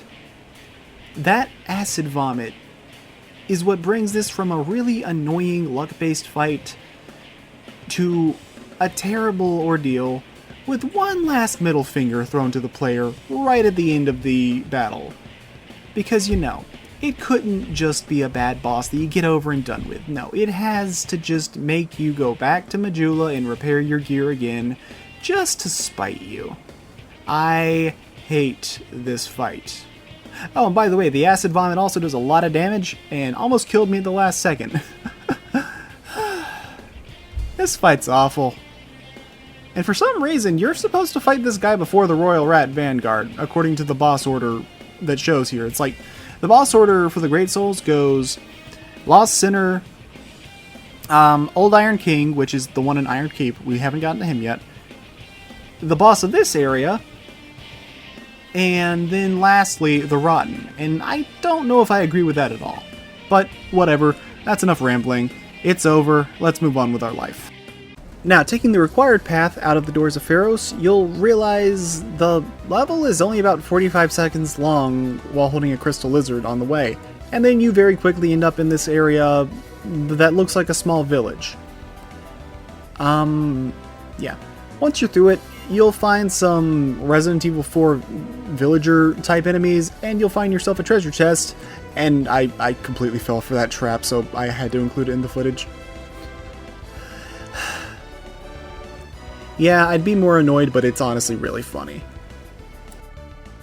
Running through it, the very first half of Seldora is actually super linear, but I have to say, I hope you don't have arachnophobia, because these spiders are everywhere, and they are not easy to bring down. Okay, well, they are easy to bring down, you can pretty much one-shot them with any moderately powerful attack, but they can do a lot of damage, and if they grab onto you, your character is as good as dead. Behold, we have a boss fight.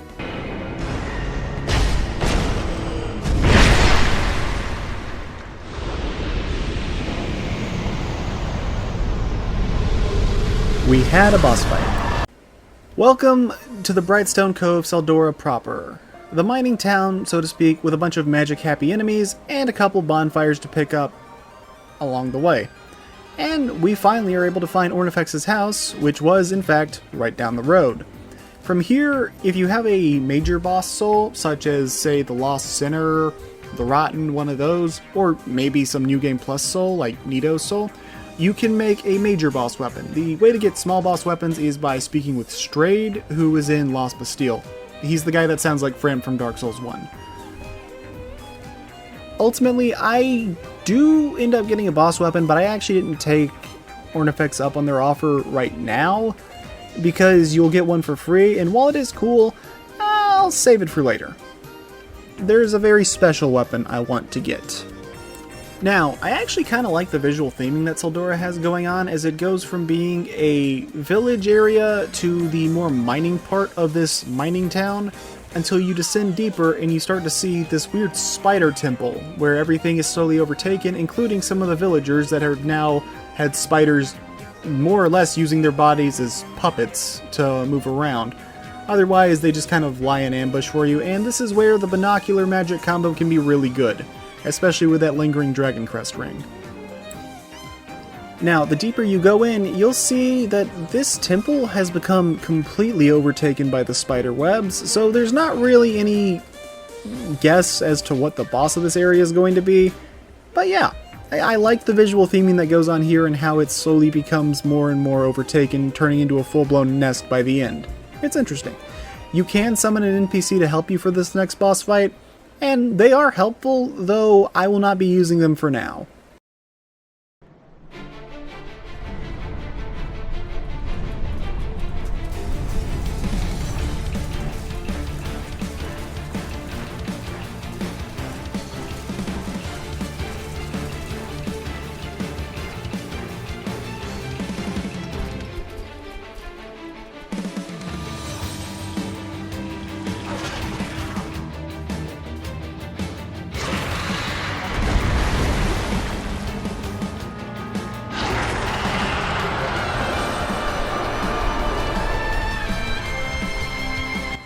Overall, I think that the Duke's Deer Freya is actually a pretty darn fun boss fight to tackle, being, well, a being that was indirectly corrupted by Seath.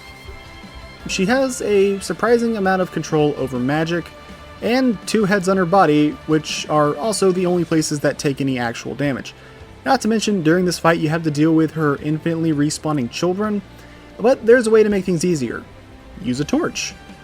I should warn you, don't use a torch before you enter the fog gate, because that disables it for some reason, or at the very least it does the first time.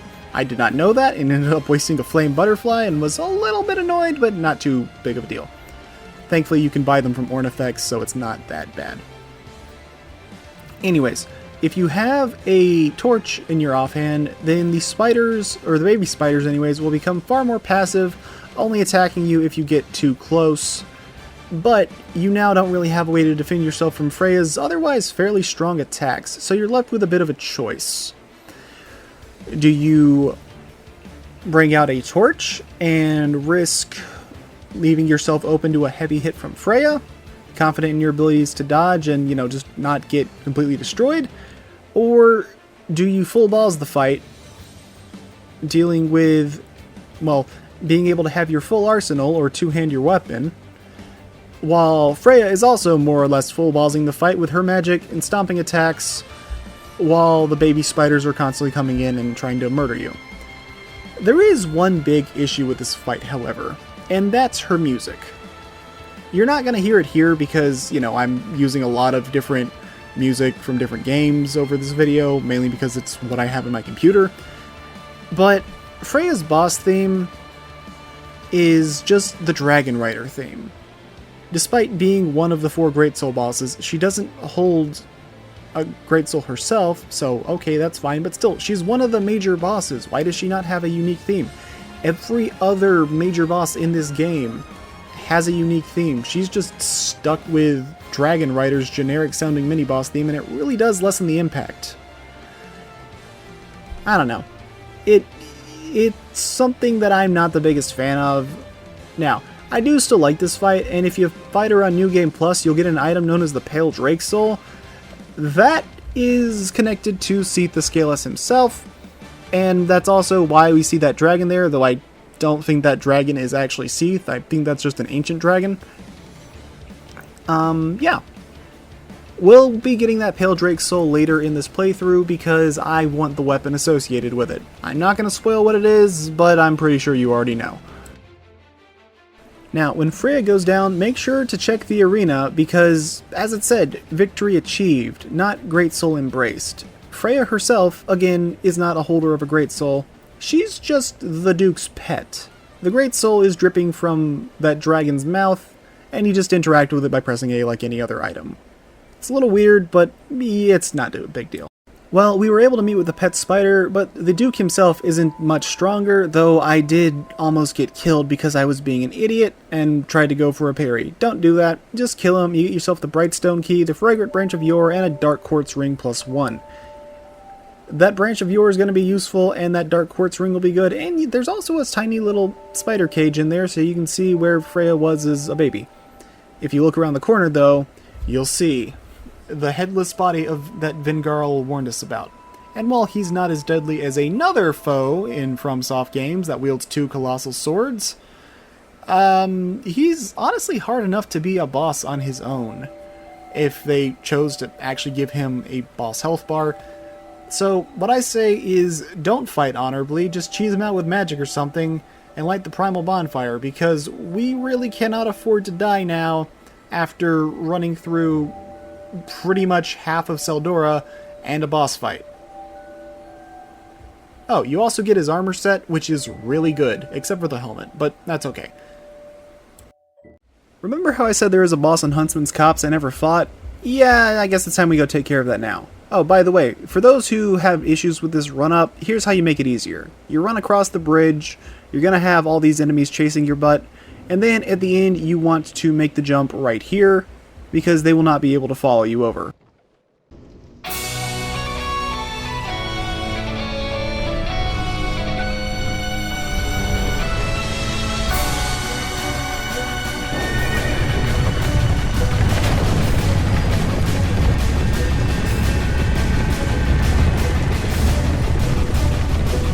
You know, oddly enough, the Executioner's Chariot is, as far as I remember, the only optional boss in Dark Souls 2 that has a cutscene.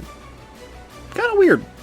I wonder why they gave this guy a cutscene when the others didn't, because all this boss has is, well, I mean, it has a covenant at the end of it, but there's no real reason to come here otherwise. Now, as for the fight itself, it can be frustrating, but I can appreciate the concept behind it. So, this boss is split into 2 distinct phases, with the first of them being a glorified level hazard, trying to take out the necromancers and skeletons while the chariot runs around dealing absurd damage to anything in its path. Until you get to the end. But before you get there, you've got a lot of enemies to deal with. I would recommend getting some alluring skulls, because that will make your time a lot easier. Though unfortunately, the necromancer keeps reviving the skeletons, and even after you kill them, the skeletons don't stay dead until after they're killed again. I really wish they stayed dead. That would have made the fight a lot better. However, once you get to the end of the hallway, you can pull a lever that will, well, basically complete phase 1 of the boss fight for you. Because then the chariot will crash into the gate, doing a bit of damage to it, and killing the rider. Of course, the fight's not over because you're not fighting the executioner, you're fighting the chariot itself. So, this is one of those bosses where I would say the Dark Quartz Ring is very good, and I would also recommend saving this guy for later because he hits like a freight train. Well, he hits like a horse anyways. Overall though, I don't really hate this fight. It's basic, but it's fairly... Well, Phase 2 anyways is a fairly well-designed beast boss that feels like a prototype for Bloodborne's many beastly bosses, and it's a unique battle. At least in Vanilla's Dark Souls 2. Yeah, in Scholar they went and they plopped this guy in Castle Drangleic for reasons I don't get. I'd say the most interesting thing about this fight, though, is again, the cutscene, mostly because it's the only optional boss in the entire game that has a cutscene. Not counting, you know, skipping the bosses because you have farmed 1,000,000 soul memory. It's an odd choice, and it makes me wonder if this guy was originally meant to be, like, a major battle, or if maybe at some point there were supposed to be a lot more optional bosses with cutscenes, and it just had to get cut due to development time. I'm not sure what the answer is, but whatever. Alright, we're back at Iron Keep, and my recording got foobarred. Unfortunately, I lost the footage I had. Well, it got corrupted. So I can't really show running through this area proper, but basically, the idea here is that there's going to be a lot of knights coming at you 2 at a time, and, well, you just kind of want to take them out as you go. It's not as bad as it may sound, because in Dark Souls 2 Vanilla, they were fairly well placed out in ways where you'd be able to fairly reliably deal with them.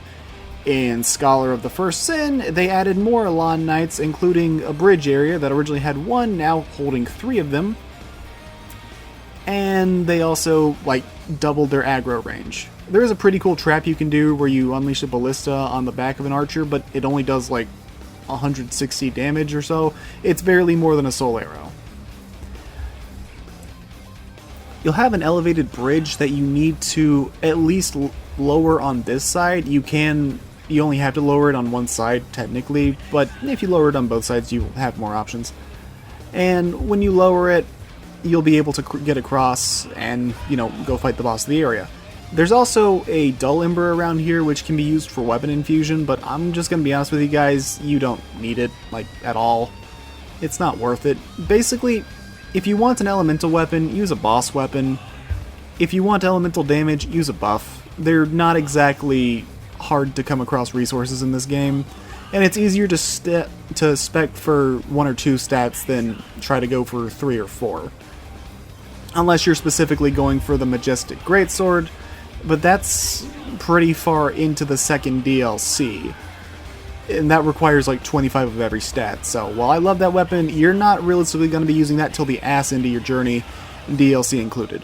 Also, Elan captains are pretty damn cool, having their electric katanas. Now, boys and girls, are you ready for the big boss of this game and the reason why I put this area off until later? Equip your fire and physical resist rings and prepare yourself for one of the best and one of the toughest challenges this game has to offer. Well, maybe not, but he is top 3 hardest bosses in the base game, at least in my opinion. And if we include the DLC, he's still in the top 10, and when it's a game that has over 40 bosses, that's pretty commendable for a guy in the first half of the game. Smelter Demon doesn't screw around. He has a fair number of combos and even some alternate finishers to those combos spread across 3 different phases. Yeah, this is the first 3-phase boss fight in the series. Now, it doesn't really get super complex with the differences, but it's still there. Phase 1 is just him using his basic melee attacks, just there to get you acquainted with the moveset. Phase 2 has him ignite his stomach with flame so hot that anything nearby will take damage. This sounds cheap and annoying, but the slow heal properties of life gems can more than offset this, so I actually kind of like the gimmick encouraging you to make use of your life gems. It's a little weird, but I mean, it's using a game mechanic, so that's fine by me. And then there is the last phase, where he will plunge the sword into his chest in order to ignite his blade. And now everything he does has fire after effects, and they will be added to all his attacks, being able to cause small explosions, as well as waves of fire. And those waves of fire aren't just for show, they're scorching the arena as the fight goes on, and those scorch marks will stay even after the boss dies. Now, as far as story goes, this is one of the few demons in Dark Souls 2 that I would say is more in line with the Dark Souls 1 and Dark Souls 3 demon enemies. Although, Smelter Demon isn't truly a demon, well, kind of, it's weird. You see, he's a golem that's powered by the spirit of a demon of the Chaos Flame. It's a bit complicated, but basically, this guy, if you were to put him under the "Are you an actual Dark Souls demon" list, yeah, you could give him a pass, I would say. At least the demon fire's for real. Anyways, this is also the first boss that I think most people generally tend to like, universally, as he's more in line with the game's later bosses, which I do believe to be a little bit higher quality, and less gimmicky as well. And honestly, with the way his moveset works, it kind of feels like a prototype for some of the Elden Ring bosses with their various combo finishers, delayed timings, and, well, requiring you to actually learn the fight. You can't just tank and spank through things like you could with a lot of Dark Souls 1 and even a lot of this game's bosses. Honestly, I'm gonna say it. The second half of Iron Keep is amazing, and no one ever talks about it. I don't know why. This place is full of various tricks and traps for you to go through, the ability to dunk enemies into the lava, instantly killing them. And there's just a bunch of different rewards if you're paying attention to the environment. You can just make the environment work. Like, watch this. I'm luring these guys onto the platform. Hit the pressure plate. Bye. Oh. Yep, there we go. I guess I should mention that this place also connects to an area known as Belfry Sol, which is like Belfry Luna, but, yeah, while I went there, there's nothing to talk about with that location. It doesn't even have a boss fight. So, I don't think it's worth really wasting time on. It's also not even a pretty looking area, it's ugly. Moving on. We've had a fair number of mining areas in the Souls series, but this was kind of the first factory area in the series.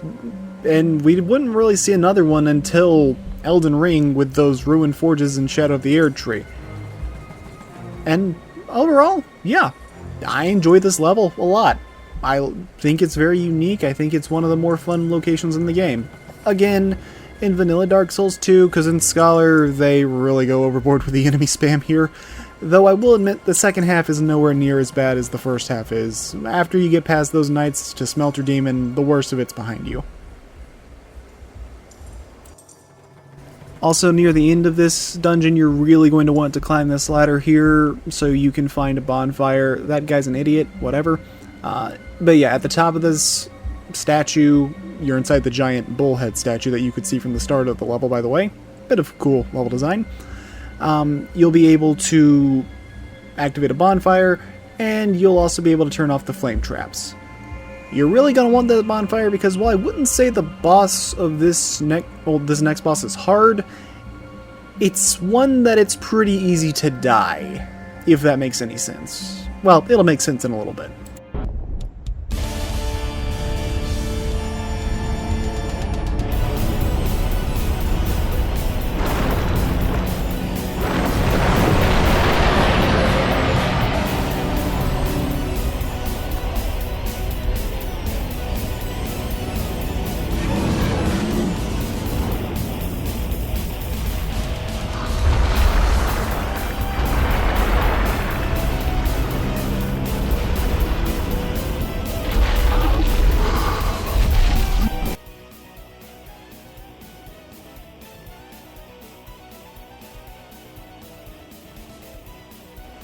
And here we are at the Old Iron King, aka the Balrog. The final Great Soul boss of the game is okay. As far as I can tell, despite appearances, it's not a demon, but instead some monster, and it uses the fires of the First Flame instead of the Chaos Flame, because if you kill it on New Game Plus, you get Gwyn's soul of all things. Odd, but kinda cool. Anyways, this is a very video gamey boss fight, with it essentially being a head with hands boss that you see in Nintendo games. Oh yeah, and there's a hole in here that I walked into like an idiot. But anyways, as I was saying, this fight feels very video gamey, and it is kind of cool how on your second attempt onward he actually has a different introduction where he'll come out of the lava instead of just walking over to you. And this boss has one of the largest movesets in the game. I think he has the better part of like a dozen attacks or something, which is kind of crazy considering this was Dark Souls 2 when most bosses had like 6. Anyways, I wouldn't say this boss is bad, not at all actually, but considering how solid the other Great Soul bosses were, he is probably the weakest of the bunch, at least in my opinion. With enough punishment, he'll go down just like every other foe in this game, and there's no second health bar to worry about here. But after we collect our 4th Great Soul, something special happens.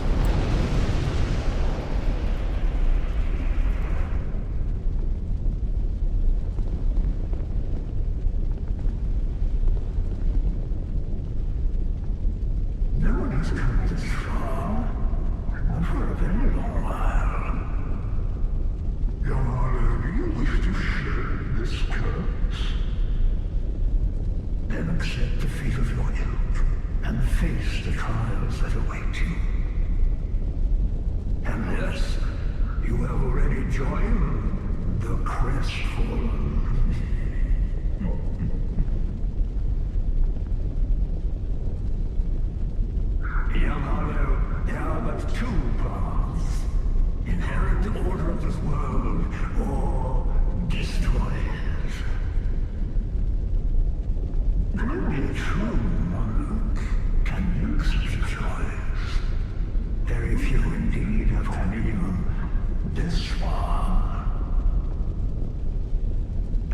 your journey is far from over. Half-grown hollow, have you what it takes? Truly?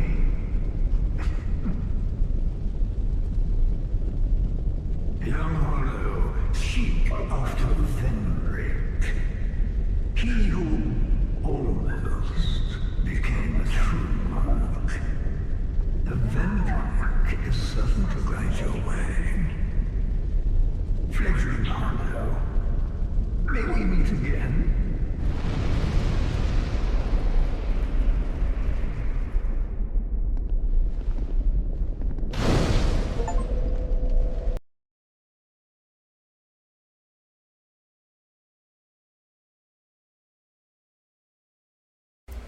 That man was Aldia, the scholar of the first sin. This man is hinted throughout the game originally, but was ultimately an absent figure, until Scholar of the First Sin came out, and he was made...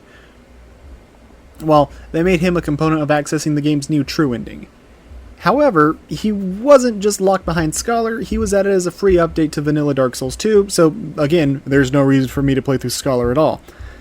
After his speech, he'll tell us, hey, go head to Drangleic Castle now, before going away.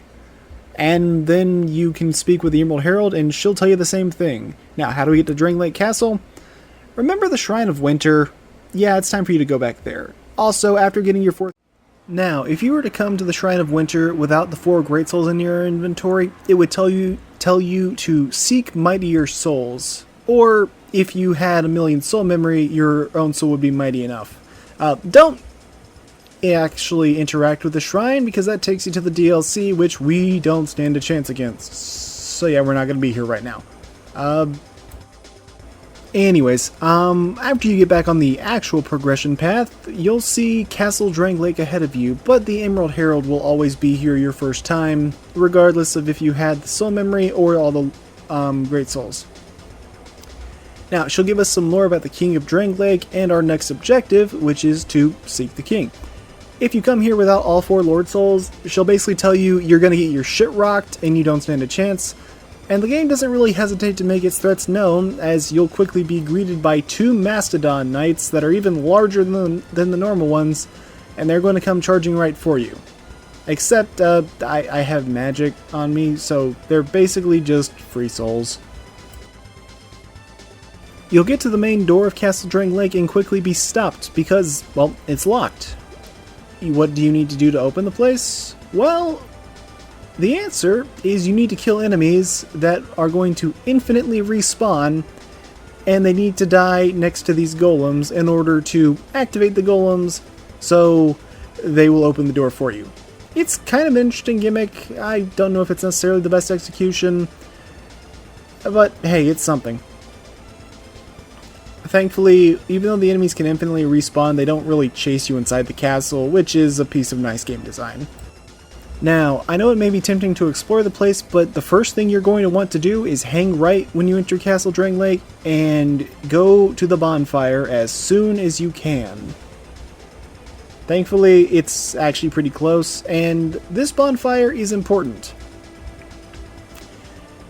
In fact, I would go so far as to say that this is the most important bonfire in the game other than the one in Majula, and I'm not kidding, because this area connects to one of the Dark Diver locations, as well as the path to, well, the progression, and it connects to the final area of the game, and this is the closest bonfire to the final boss fights. So you'll be coming back to this one quite a bit. Okay, now that we have a bonfire, I'd say you're safe to head back up to the top of Castle Drangleic and speak to the Invisible Man, which I believe is Captain Drummond, but that's not important. What you'll want to do is, he has 9 different dialogue prompts that we need to exhaust. FromSoft, you are not BioWare. Chill. Anyways, talking to him does give some cool lore though, including the history of the golems, which also includes the Smelter Demon. He tells you about the king and queen of the nation, King Vendrick and Queen Nishandra, the war with the giants, and more. We know from him that the queen is still alive and here within the castle, while the king has been absent for an extremely long time. After you exhaust his dialogue, he will finally sell items to you, and this is where you can get helpful things such as lightning and magic arrows if you so wish. We can also enter the throne room, but unless you come here on New Game Plus, there's nothing here for you. And I wouldn't recommend using a bonfire aesthetic either, because that's going to make the run up to the next boss harder, as well as making the final bosses stronger. So just hold off for now, preferably. Now, back at the bonfire, there are 6 different doors that you can open up. Which, well, you have to kill an enemy to open up. I'm going to warn you though. The only ones you're going to want to open, or at the very least the ones you want to open first and foremost, are the front right bonfire, as that leads to progression, and the back left bonfire, as that leads to one of the Dark Diver locations. All of the others just have treasure and a Ruin Sentinel behind them, and those Ruin Sentinels will respawn. And when the door open, they will come after you as well, and it just makes everything harder, so don't do it. It's not worth it. One of the overall strangest locations in Castle Drangleic, at least in my opinion, is the Room of Masks. These masks fire poison darts at you if you try to come in here, and I never really got why it's only in this one room. It's definitely an interesting and memorable visual, but yeah, it's just weird. If you want to get through it quickly, you just kind of do a little zigzag motion, then you should be able to dodge most of them. On your way to the next area, there's actually a portrait of Queen Nashandra, but if you get too close of it, it starts to curse you. That's suspicious. Also, you will get invaded by an NPC known as the Nameless Usurper here. If you're wondering who it is, it's just the lady that sells you the miracles. Yeah, it's her. Right before we get to the boss fight of the area, we actually have a chance to meet with and converse with Queen Nashandra herself, and all I have to say is, tall lady. You have fought admirably on your journey, cursed undead. I am Nashandra, Queen of Drangleic. A true monarch carries the weight of their souls. The last king of this land, King Vendrick, as he was called. He found the strength to rule his people, and when the undead were born, cursed, he found more strength to face them. But in the end, he never took the true throne. Visit Vendrick. We have no need for 2 rulers.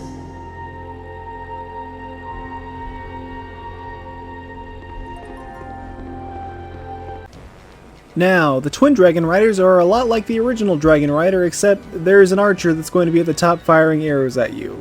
Well, kind of. You see, this boss technically has 2 phases. The way it works is that when the Red Dragon Rider is above half HP, the black one will just fire arrows down on you, so you need to be on the move. However, once his HP drops below half, the Black Dragon Rider will come down to join you. Alternatively, you can bait the Red Dragon Rider into destroying the platform that the Black Dragon Rider is on, and that way you could just attack both of them. It's not too bad, and honestly, the Black Dragon Rider has no defense, so you can tear through him in, like, I'm not even kidding, probably about 4 to 5 hits. It's not a terrible idea for a rematch, but it's not exactly hard either. There will be a bonfire immediately after you take out Twin Dragon Riders, so now that we have a safe spot we can continue from, here's how you get to the last Dark Diver location in Castle Drangleic. You just run through the back left, there's a bonfire here, and then the Dark Diver Grandal will be in the other room. Be a bit careful though, because a Ruin Sentinel will follow you down here, so you'll probably need to take it out. So I think now's a good time for me to tackle the first 2 of the Dark Chasms. First up, we'll tackle the one in Shaded Woods, so I can explain how these work. the way dark chasms work are you're going to have one enemy spirit monster dude, and otherwise you'll mostly be dealing with bit my tongue. You'll mostly be dealing with NPCs that you need to take out. The way it works is you need to kill all the NPCs in the area in order for the actual way forward to open. Usually there's only 3, but in one of the locations there are 4 NPCs you have to kill. And also part of the Dark Diver Covenant, you're going to want to light the torches. There's 1 in each chasm. It's not that hard, just make sure you carry some flame butterflies and the torches will stay lit permanently. I have a plus 10 greatsword, so I can kind of just pancake the enemies, and that's what I did. You'll know you've reached the end of the Dark Diver location whenever, well, the gate that's blocking your exit has gone down, and more importantly, you'll see a hole that has a like foggy sheen over it that you can fall into. That's where you want to go to exit the Dark Diver location. Now, I will warn you, you may want to save the one in Shaded Woods for last. I'm saving the one in Drangleic Castle for last because it's right next to a bonfire, but you want to make sure that whichever one you do last is one you can manage. I would recommend make sure that Black Gulch is gotten out of the way as soon as you can, because it's probably the hardest of them. And it's also the most annoying to get to because you have to take a dangerous drop through poison statues. And yeah, just get Black Gulch out of the way. But of course, what makes Black Gulch so bad? So dangerous? Well, it's the enemies. While they're still NPCs, Black Gulch is always going to have the dual Great Club wielding Unga Bunga guy with a turtle shield or turtle shell armor, meaning he can't be backstabbed, and a Xanthus crown wearing Pyromancer, making for a very deadly combination. If you can split them up, you're golden, but if not, you're going to be in for a rough time. And yeah, all I can say is may God have mercy on your soul, because these asshats sure won't. Now, the boss of the end of Drangleic Castle is actually pretty close to the bonfire, but we can't get there yet. So, we have to run the gauntlet, right? Well, not quite. You see, the second half of Drangleic Castle is kind of a lie, at least the required content is. All you're going to need to do is kill an enemy next to the golem. Be warned though, when you drop down, there is no way to get back out unless you run the full gauntlet, or you homeward bone. But honestly, you can just take a look here. I kill this enemy, his soul gets absorbed by the golem, as we can see by the blue flash, and it's going to take a second, but oh wow, I did not realize these spear guys have such intricate combos. That's kind of cool, actually. Wow, I really did fight this guy for a while. Anyways, after about a minute, well, probably 45 seconds, that pillar is going to start moving. That elevator takes you where you need to go, because that is where you will find the key to open the door to the King's Passage, which is where the next boss lies. So why on earth would you even bother running the rest of the gauntlet? Well, honestly, the rest of this gauntlet pretty much solely exists for you to get an Estus Shard. There's a bunch of cool different enemies here, such as the Scion Knights, Alon Knight Captains, and the Mastodon Knights, and I enjoy it. Again, in vanilla Dark Souls 2. In Scholar, we have the Executioner's Chariot chilling out here, as well as Belfry Gargoyles, because those guys weren't annoying enough as is.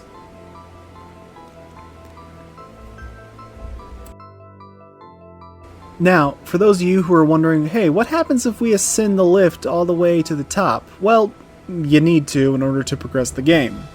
But you will see some interesting sights up here. Well, two things, I guess. The first of those things you'll see is a dude in a gimp suit. Okay, not exactly. It's a embedded, and you'll also see a girl who's locked up in a cage. That is someone known as a Milfinito. We will interact more with them a bit later, but basically what you need to know is that the key is up here in the cage, and this is how you get to the King's Passage, as well as get a few extra pieces of equipment. Just remember this place. We may come back here in the future if you want to do a side quest. I don't know why I decided to come back here, but for some reason this is when I remembered, oh yeah, I forgot to report to Vingarl that I took out his body. Once you do that, he'll be thankful, and you'll now be able to summon him in the future. This is also where I bought a ring that was basically a ring of sacrifice, but you could repair it after it broke, as well as buying pretty much your first 100% physical block shield outside of the Drangleic shield that you got at the start of the game, and this one's a lot less heavy, so it's kind of worth getting. Now, I'm going to be honest, you might actually want to play online for this boss. Well, okay, it won't make the fight easier, but it does make the gimmick a bit cooler. It's time for us to battle the Looking Glass Knight. Although, to be honest, I kept calling this guy the Mirror Knight by mistake, and now I'm going to do it on purpose. Mirror Knight is widely considered one of the best bosses in the game, and you know what? I'm inclined to agree. The setting is the best looking boss arena in the base game, and the music is one of the more memorable and also kind of downright menacing tracks. At first, his battle is just a knight with a big shield that is slightly more relentless than other foes you've faced thus far. Also, I guess I should mention that unlike a lot of humanoid bosses, you actually can't parry him. I'm saying this because there is another boss even later in the game that, despite carrying a larger weapon, you can parry, and it looks really goofy when you do. Either way, you'll quickly learn that there's more to the Mirror Knight than it initially seems, as he'll use his sword as a lightning rod to electrically charge his attacks, either shooting out straight bolts of lightning or shooting out electrical balls in more of a wave pattern. However, that isn't his main gimmick. Throughout the fight, he'll have points where he sets his shield down in an attempt to summon a phantom to battle. What's very interesting about this is that these phantoms aren't always NPCs. In fact, they actually have a chance of being a player character that left their summon sign within the King's Passage. I believe it has to be in the King's Passage, hopefully not the entirety of Castle Drangleic, or that'd be terrifying. But unfortunately, this gameplay was recorded in 2024 on the original Dark Souls 2. Barely anyone is even playing Scholar right now. I'm willing to bet most people don't even know Vanilla DS2 is available on Steam again for purchase.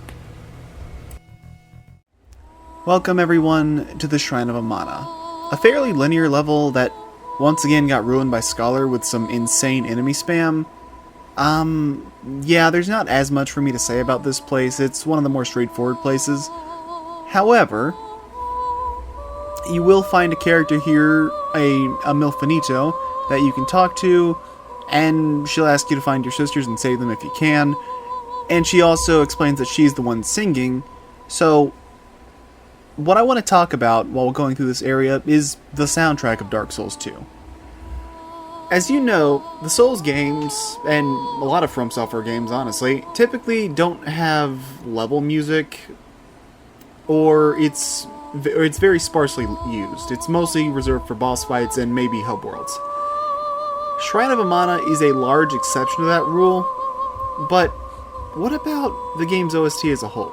Well, I think it's in a bit of a weird position. I'm not going to go into music theory or anything on that, because quite frankly, I'm not some big music theorist. I know how to play the piano, I know how to play the trombone, I'm a musician, but I'm not going into all the pretentious terminology of it. So I'll just keep it where, how can I describe this? Well, I think that the best songs in Dark Souls 2 far exceed anything in Dark Souls 1. Yes, even including Gwyn's theme. And it definitely blows Demon Souls out of the water, because that game's soundtrack, outside of like Astraea's theme and Adjudicator's theme, is pretty bad. And I'd say some of the best songs in this game even rival the musical masterpieces from Dark Souls 3, Elden Ring, and Bloodborne. But, well, a lot of the boss themes in this game just end up feeling kind of okay. Some are decent background noise, like Dragon Rider's theme, but others are not memorable in the slightest. Like, I can't even really tell you the Prowling Magus' boss theme. I mean, I probably would recognize it if it was to play in front of me, but only like one or two measures of the entire song. And one of the reasons why is it lacks a lot of that heavy distinction that Dark Souls 1 soundtrack had. See, Dark Souls 1 soundtrack, basically every single song had vocals in it. Granted, it was Sakurappa's fake vocals, but they were those, it was a choir. And you could remember parts of the song, like, say if I was to say Asylum Demon's theme, you instantly know what's playing. If I was to say, well, Bed of Chaos, you probably remember more so Falling into the Pits, but you'll remember her theme as well. For better or for worse. And the only song in the game, or at the very least the only boss theme that didn't have vocals, was Gwyn's theme, and that's one of the reasons why it was more impactful. It was quiet. This game doesn't really follow that. You have a lot of just pure instrumental themes, but they're not exactly good. They're just kind of noise. Now, I will say, out of the base game boss themes, Smelter Demon's boss theme is fantastic. And there's a reason why it's the only song to get reused in the DLC, across the DLCs. It's, in my opinion, the best of the boss themes in the game, at least of the normal ones. The final bosses also have some fantastic battle themes, but where the game truly shines is the more quiet, atmospheric tracks. Out of those different themes, we have Majula's hub world. It's quiet, but it's very comfy, and it's a place where you feel safe. You have King Vendrick's theme, which just sounds extremely off and ominous. We'll get to that when we get to him. Aldia's Keep. I'm not sure if it even counts as music, but it sounds like some sort of ambient noise droning, slowly boring its way into your head. And my favorite of the non-boss tracks, Shrine of Amana, which, assuming I don't fuck up in the editing, you'll be hearing throughout this segment. It's a beautiful theme that fits the area, but it doesn't feel quite right. And, well, there's some genuine merit to that feeling, because, in a way, it's actually a diegetic song, kind of. The song itself is being performed by the Milfinito. That's why this area has music, and that's why, well, if you were to play, say, Dark Souls Archthrones, and you recognize the cathedral has music there, that's because it's those fake Winter Lanterns singing it. Their music doesn't just come from nowhere, it comes from creatures living in the world. Now, there's an exception to this. There's Ash Lake from Dark Souls 1, but that area is special, and you could almost think of that as the Everlasting Dragon's theme. I will say, your concerns hold some merit, because when you get to the end of the Shrine of Amana, you'll see the Milfinito here is injured. You try and interact with her, and she'll just fade away. Is she dead? I don't know. I don't think so? I think they can just kind of teleport. Regardless, she's not the one singing the song, and the music gets louder as we approach the fog gate where the boss lies. So, yeah, essentially, the music here has been, at the very least for the second half of the Shrine of Amana, has been building up the boss.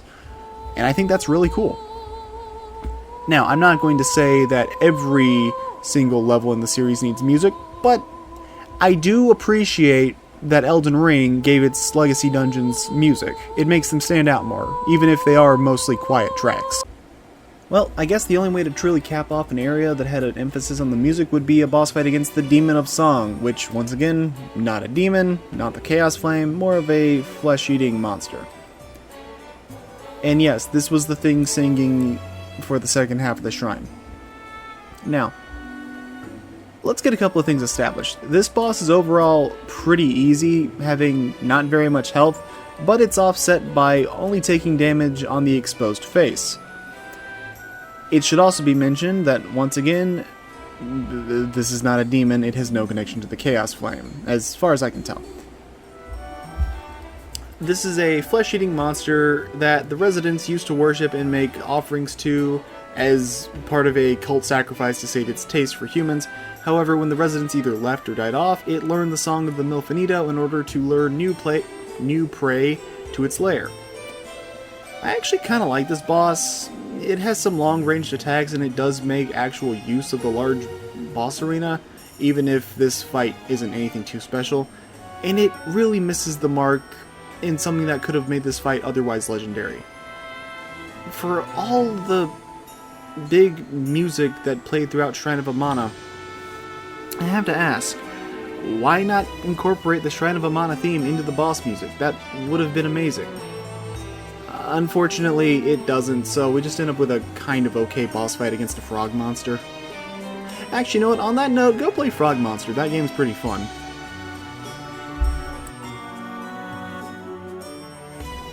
Once the Demon of Song goes down, you can save the Milfanito in the tower because you get the imbued key.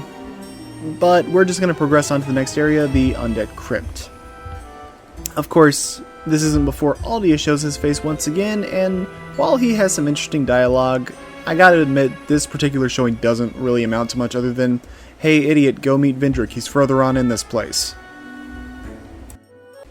So now it's time for the Undead Crypt. This is one of those areas I'm not sure if people like it or despise it. It seems to be kind of a 50-50. I think it's got some cool ideas with okay execution, but it's also got a pretty bad segment near the end. The hallway at the end with all the enemies is kind of ridiculous, even more so in Scholar of the First Sin, where they decided to throw in a dragon rider for shits and giggles, I guess. But I'm getting ahead of myself because when you get here, there's actually going to be some unique enemies. Not just hollows, but there will also be dark witches that are capable of casting hexes, sorceries, pyromancy, and miracles. They really are running the full gambit here. And hey, if you get their staff, you can cast hexes, miracles, and sorceries all in one, which is really cool.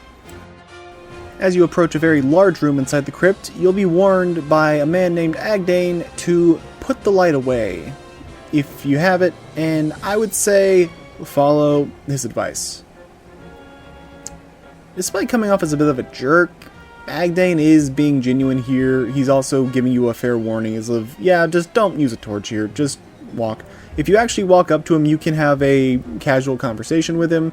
He'll give you a bit of history, the purpose of the crypt, where Vendrick is laying, as well as being an extremely useful merchant because he sells you a bunch of human effigies and dark elemental arrows, as well as a bunch of hexes, and also some advanced sorceries and miracles. He's just cool overall, and you can summon him for one of the in-game bosses if you so wish. Otherwise, the rest of the crypt is sadly a bit less interesting. It's more of graveyard segments, where the one thing that stands out would probably be the phantom enemies that respawn infinitely from the sound of a bell or your meddling, but if you smash their gravestones, they'll stay dead even if you die and come back later. That's pretty cool, and that's a good way to remove obstacles in future runs if you're having trouble.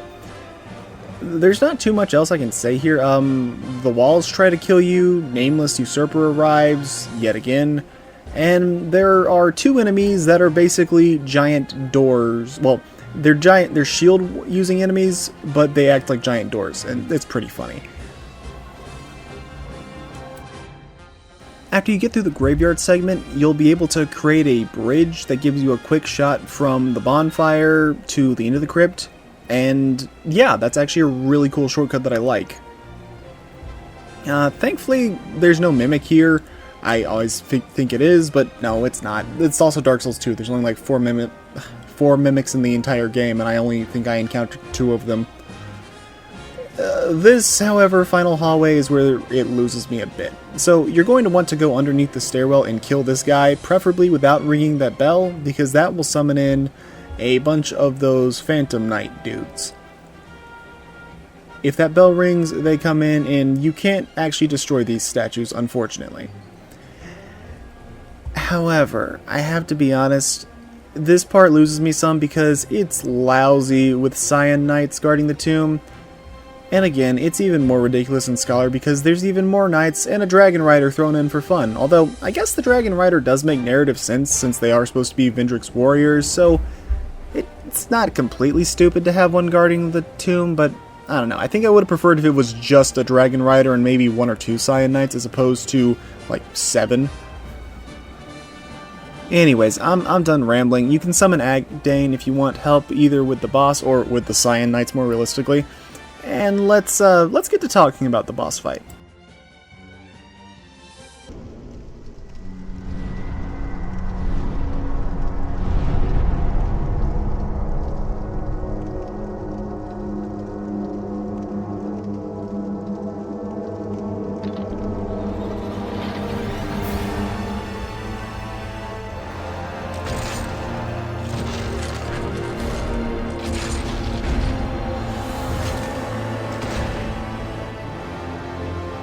Now, I want to start out by saying that this fight against Velstadt is actually pretty dang cool in my opinion. It acts as a good test to kick off the endgame, but out of all the dual bosses, I wish this one was just a wee bit later into the game, because this is the last required boss in the game that's just a straight up one-on-one duel.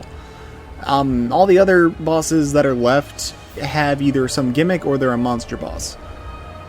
He most stands out for fighting with his giant hammer that's a portable bell, and it does in fact ring whenever he either channels his dark powers or slams it into the ground. It's really goofy but kind of cool, even if you can parry the giant hammer, but you couldn't parry Looking Glass Knight. How does that make any sense? Anyways, he does have a phase 2, but you're not going to see a ton of it, because unfortunately he takes a while to buff, and that just makes an easy time to smack him.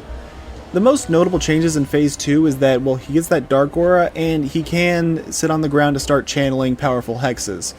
If he unleashes his strongest hex, it does have the capability of one-shotting you no matter what level you are, if you get hit by all the projectiles.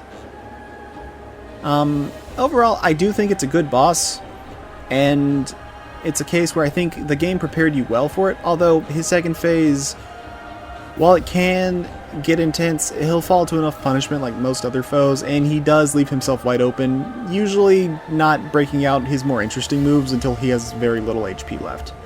But his challenge does put him above most of the straight up duels in this game, and, well, when he goes down, we get some answers about what happened to Vendrick. I think this is overall a good fight. It's not perfect, but it's fun. I like it. You see, when we get here, Vendrick has long since gone hollow. He's not aggressive at this point. He doesn't even acknowledge or notice your presence. But we still need to come down here. I don't recommend attacking him yet. It's not gonna go well for you. You will want to examine the corpse, however, because this gets you the old King's Ring.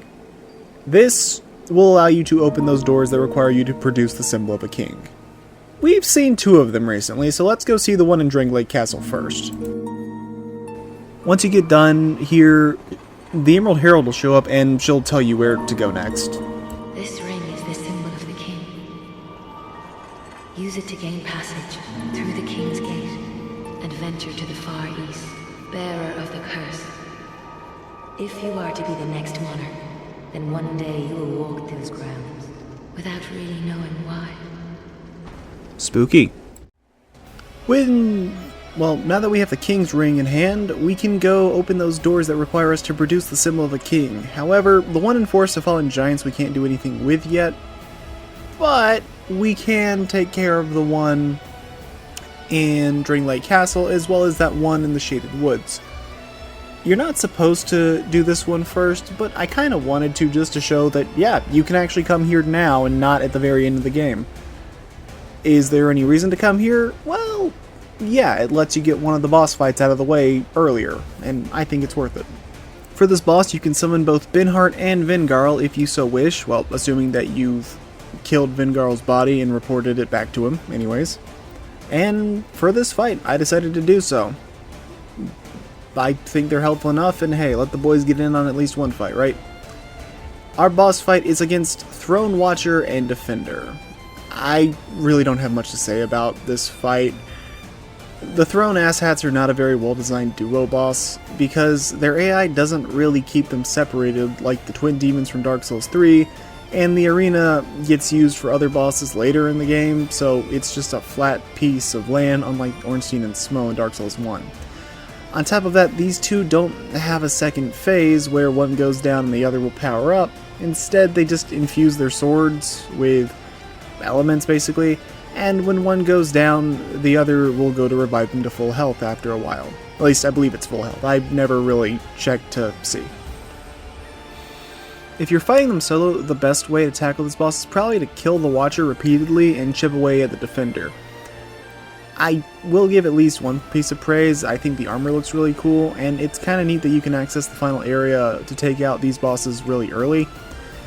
And, well, although I'm not exactly the biggest fan of their music, I will say it's one of the more memorable tracks in the base game. That introduction, it is pretty cool.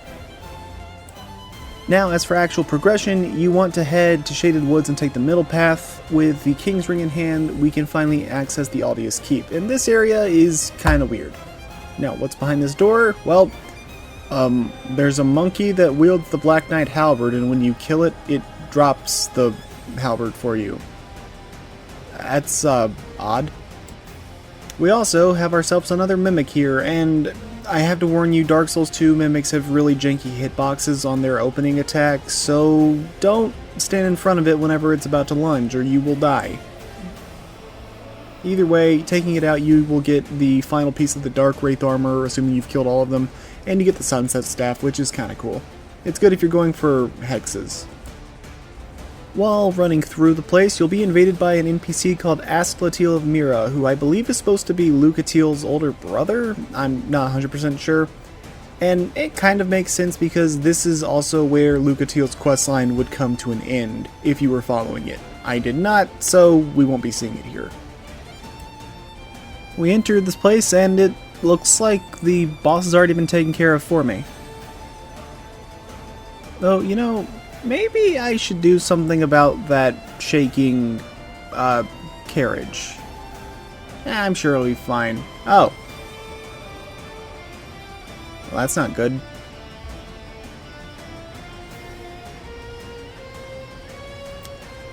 Yeah, one of the things I never fully got was, in Dark Souls 2 Vanilla, that, the giant skeleton will actually come out and attack you on his own.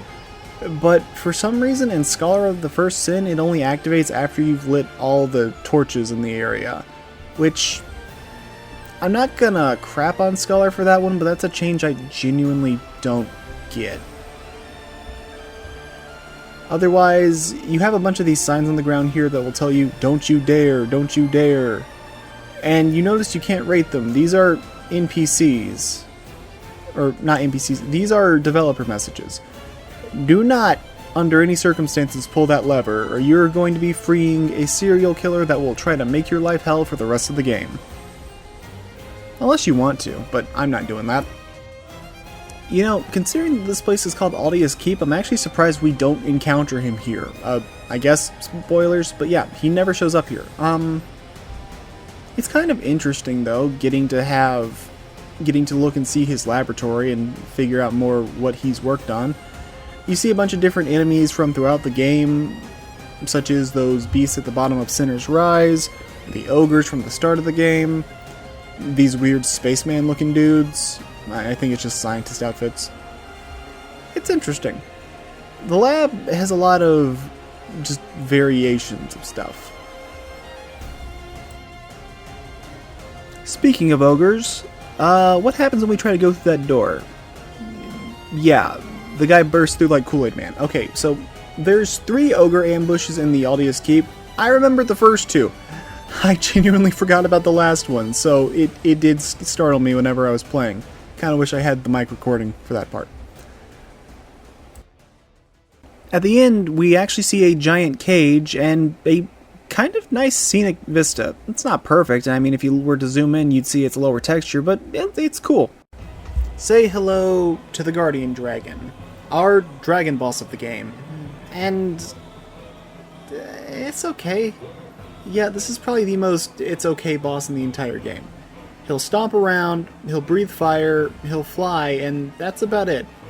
It's not a terrible boss fight, and I do like that he'll latch onto the cage to perform some attacks, but he's probably the most forgettable boss in the game, and if you were to list out all 41 bosses and you were forgetting one, it'd probably be this guy.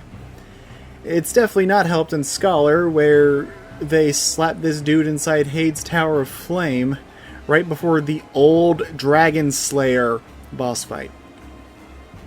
But at the very least here, this is your first time encountering a dragon, even if it's a wyvern, but whatever. So it has a bit more impact, and it does make the next area a bit more interesting. I don't really have much else to say about this fight, though. It's just okay. When Guardian Dragon goes down, you get to ascend one of the longest elevator rides known to man, and Souls-like's only beaten out by the one at the end of Code Vein. Seriously, that one goes on for over a full minute. And we'll be able to speak with the Emerald Herald, where she'll tell us to go to the Dragon Shrine, as if we had anywhere else to go. But thankfully she also says, hey, you're doing a pretty good job, and she gives you her feather, which is an infinite use homeward bone, so that's pretty nice. I wish I had something to really say about the Dragon Eyrie. It's a very cool looking level, but there's not much going on here. You just run through the level, do battle with the occasional Guardian Dragons and those Kamikaze guys, or you can completely skip them. There are a fair number of Crystal Lizards here if you want to get some Titanite, which is really nice. I don't hate it, and I don't think it's a level that should have been left on the cutting room floor, but I do wish it was a bit shorter, because really you're just kind of running through this place for 10 minutes in relative emptiness while building up to the Dragon Shrine. And hey, you know what? It's kind of okay to have a quiet build up to what's essentially the final level of the game.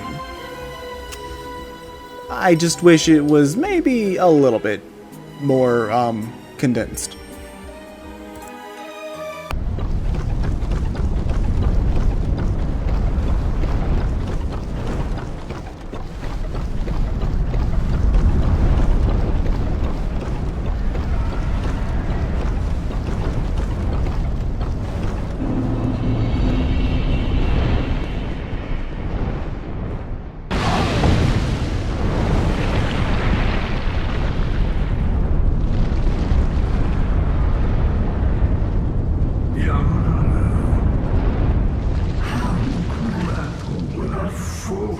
This dreadfully twisted world. Peace grows in the illusion. Shackle by fools whose they yearn for love, unaware of his grand illusion. Until a curse touches the flesh, we are bound by this yoke, as truth dark that turns within men. All men entrust fully the illusion of life. A construction facade, and yet a wound for the wounds or scandals. No hollow, I intend to shatter the yoke, spoil this wonderful fool's game. I am Aldia. I sought to shed the yoke of fate. But failed. Now, I only wait an answer. Seek the truth. Seek light, dark, and what lies beyond.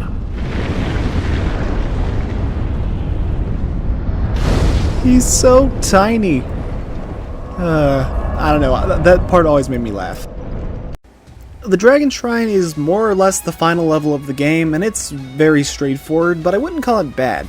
Enemies come in three flavors throughout here. You have the priests that cast magic spells from up top, but they're very few in number. In fact, there's only like 2 in the entire area, and they go down very easily.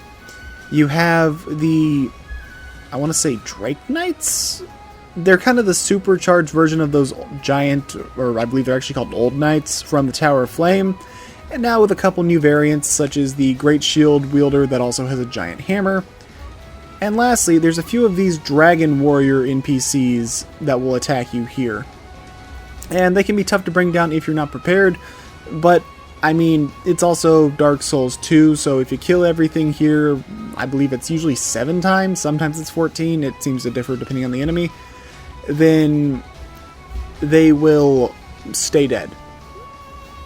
Now, there are more enemies here in Scholar, but I'll actually give it a bit of praise. I think it's handled a bit better in Scholar, because the Dragon Knights will not attack you unprovoked. Instead, they will simply stand on the sidelines and watch you battle the large Drake Keepers. And if you win, they'll salute you, but if you try and run past them or run away like a coward, they're going to hunt your ass to the end of the earth, and you know what, it's a pretty cool change. One major point I'll give to Scholar, at least on the initial run-up to the Ancient Dragon. If you're trying to do a bunch of run-backs, then I could see it getting super frustrating. At the end of the Dragon Shrine, in this long journey, we come face to face with the Ancient Dragon, and there are few options here, but, well, I'd say the smart choice is to just talk. I don't know if you have to equip the Ring of Whispers. I do, but maybe it's just placebo. You can kind of hear what he's saying, and he'll explain stuff to you. Alternatively, you can try to fight him, as he is one of the game's 2 super bosses, to obtain a giant's soul, of all things. I'll explain later. I'm not going to be doing that, I'm just talking to him to get the Ashen Mist Heart so we can progress. The Ancient Dragon is the strongest boss in the game, bar none, having over 19,000 HP. The only boss in the Dark Souls trilogy with more health than Ancient Dragon is Yorm the Giant. And Yorm the Giant is a gimmick boss where you're hitting him for thousands of damage at a time. Do not fight him, it's not worth it, you don't get anything worthwhile out of it. And definitely don't fight him before getting the Ashen Mist Heart, or you're basically just going to make your life hell.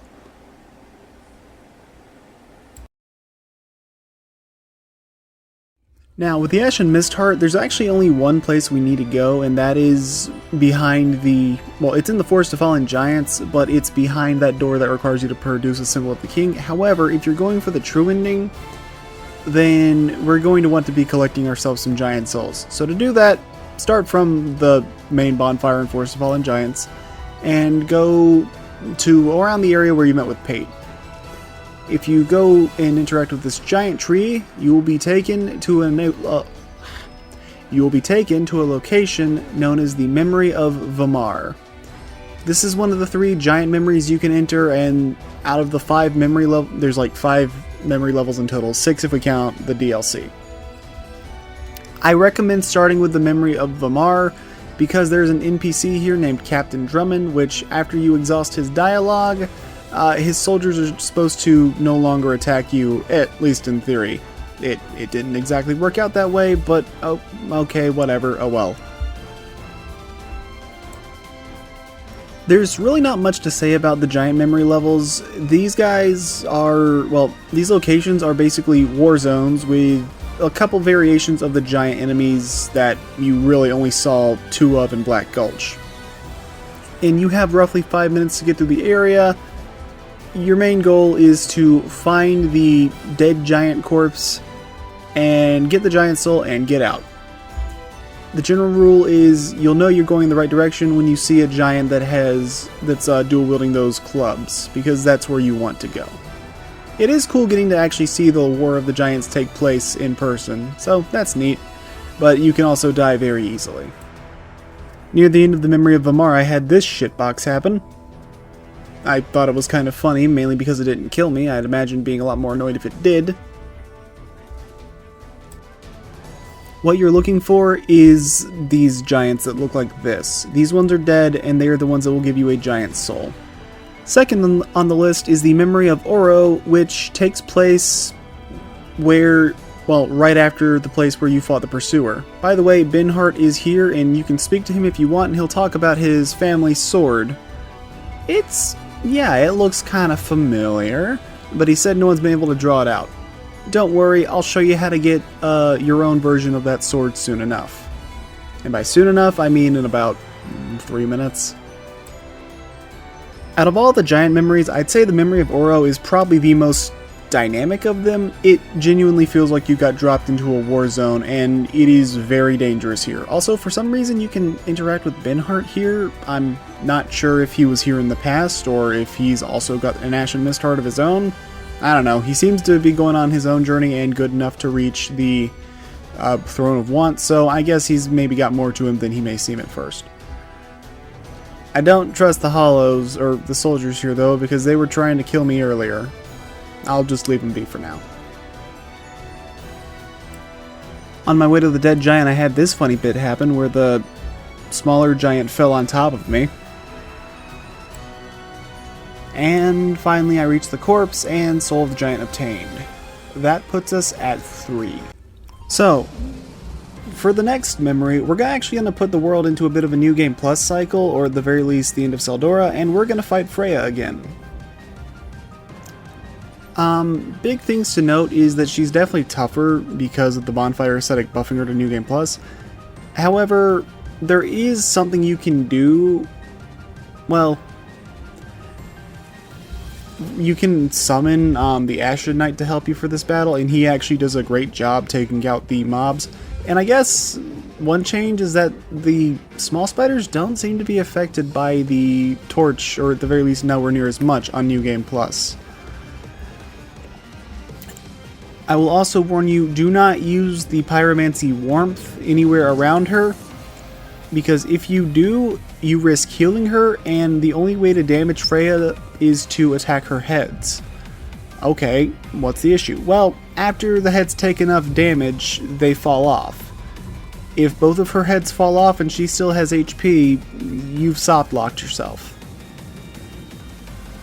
Yeah, so be a bit careful. Once she goes down, you'll be able to interact with the dragon, and you'll also get the Pale Drake's Soul. The Pale Drake's Soul is connected to Seath the Scaleless, so I think you know what weapon we can form, but let's see that dragon. The dragon memory is visually a pretty nice place. This is Ash Lake, I believe. Well, the remnants of Ash Lake. It's all dried up and destroyed at this point, and it's kind of just corpses. I'm not sure if this is supposed to be the Everlasting Dragon from Dark Souls 1 or not. I don't think it is. So, it's a very cool visual. There's nothing here, though, outside of the Soul of the Ancient Dragon. Now, you may be wondering, but wait a second, the Ancient Dragon's alive, right? Well, no. The Ancient Dragon was a recreation made by Aldia using the soul of a giant. That's why if you were to kill Ancient Dragon, you would get a giant soul, and the true dragon soul is here. Either way, that's enough history lessons. It's time for our boss weapon, so you know where we're going first. Right down the road. Right down the road. Right down the road. Right down, bye-bye. I now have the Moonlight Greatsword. Unfortunately, there's not much game left to use it on. And now, it's time for the only actual memory you have to go to see a game's ending. You'll need the old King's Ring, well, actually just the King's Ring, to open the door, but there will be a bonfire immediately after it, so don't worry about keeping it on hand. I'd recommend replacing it with something like a Bracing Knuckle Ring or what have you. Because the only thing here, other than the bonfire, is the final giant tree that we can interact with. Well, there is another one in the Forest of Fallen Giants, but it gives you, instead of a memory, it gives you a Seat of the Giants, which is used for multiplayer mostly, and if you try to interact with it, it'll just tell you the giant is resting in peace. I don't know if that's meant to say that it just didn't, that these memories are lingering regrets, or if it was just a piece of cut content, or what have you. I'm not sure, and I don't know if we'll ever find out. But here you can choose to summon either Benhart or Captain Drummond. However, if you summon one, you can't summon the other for some reason. Odd. Yeah, this area is just a boss fight.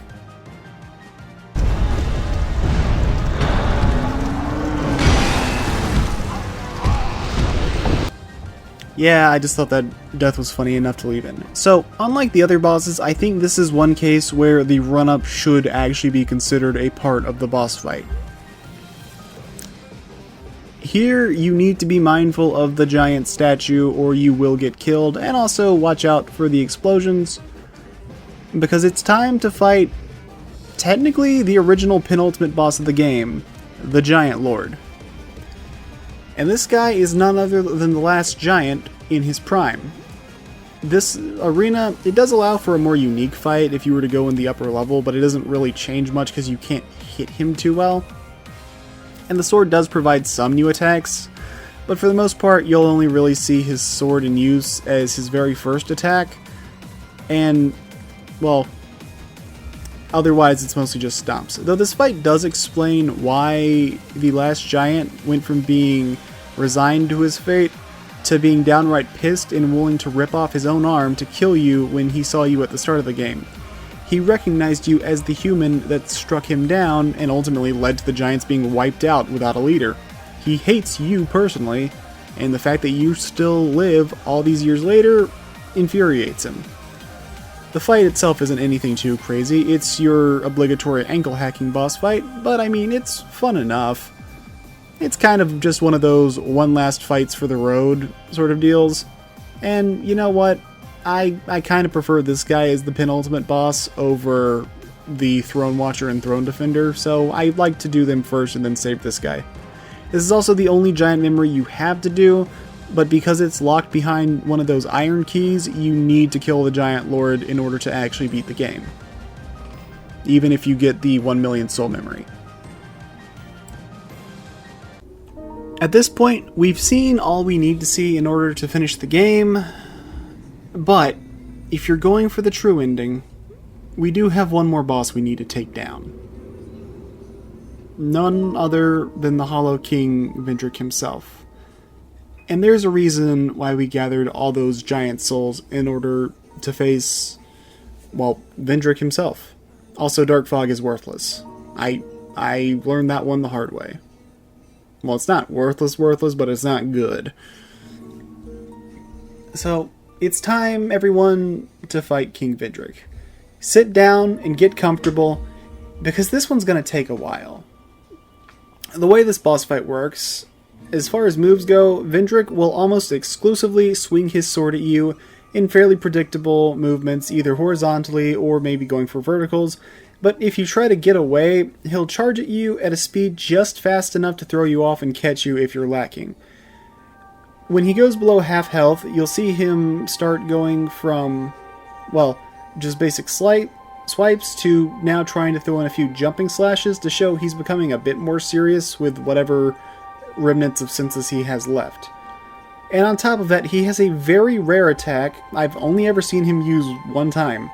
He'll gather dark power in his hand and scream at you before firing a curse orb that does absurd damage and can instantly inflict curse on you, lowering your max HP if you didn't already die.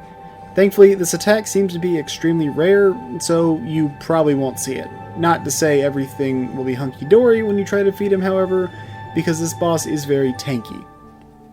So, I'm going off memory here because I don't feel like looking it up right now, especially because I think as I'm recording this, we're getting hit by a hurricane. But King Vendrick has 8,000 HP. In comparison, Manus, the strongest boss from Dark Souls 1, only had 6,665 HP. On top of that, when you first encounter Vendrick, his defense will be multiplied by 32. And no, that's not a typo. You did not hear that wrong. It is 32 times higher. You see, the only way, or the way you lower Vendrick's defenses is by having giant souls in your inventory.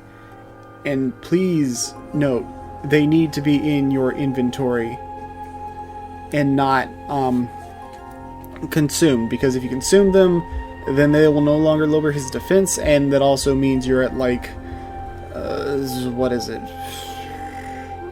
Yeah, that means you get like 10,000 souls from it. It's not worth it.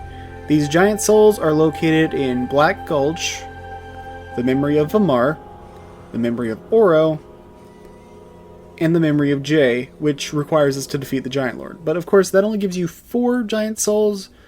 As the 5th one, you have to go out of your way to be an asshat and kill the Ancient Dragon, in order to get the final of the Giant Souls. And he's a super boss, so I didn't really bother with it.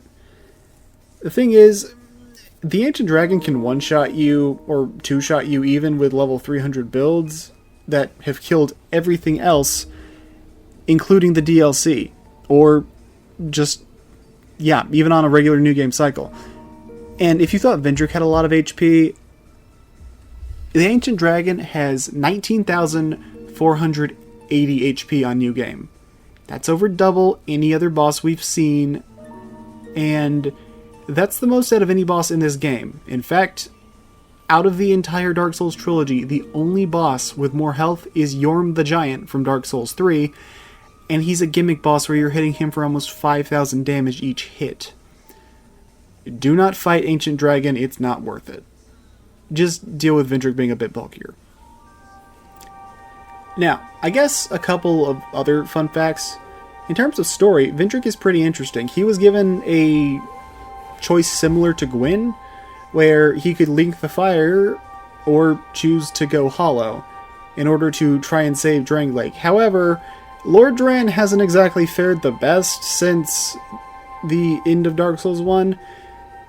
So instead of forcing Drangleic to be dragged into this vengeful cycle, he decided it would probably be better to just go hollow and die.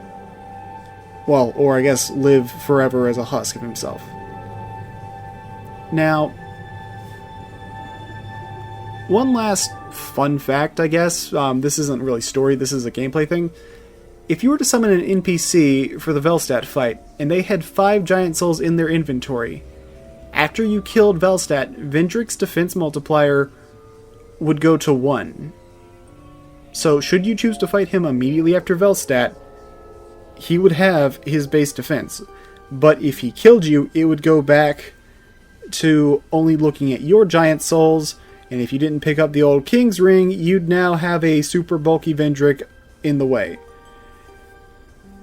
And yes, this fight is still going as of me recording it. This battle lasts the better part of 7 to 9 minutes with him at double defense.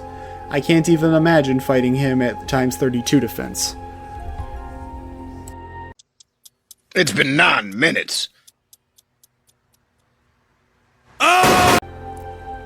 Oh, thank God. He's finally dead. Yeah, that fight takes forever. Once you're done, we can actually meet with Vendrick in his memory and speak with him. It's pretty interesting dialogue. Seeker of fire, coveter of the throne. I am Vendrick, ruler of Drangleic. As flame rises, so does it fade. Such is the way of things. Do you intend to link the fire? Then you must first take the throne. Prove your worth. Find the ancient crowns. Seek adversity, and they will be yours. And your wishes granted. Fun fact, he also voices Osiris in Dark Souls 3. At this point, there's really not much left for us to do in Castle Drangleic, but we still have a few more optional bosses to bring down, 2 in particular, though the first should look familiar. Yep. Hello, Pursuer, glad to see you again. Pursuer makes his reappearance in the Iron Keep after you've slain the Smelter Demon. Why you'd come back here, I'm not 100% sure, but hey, it's a fight, so let's kick his ass.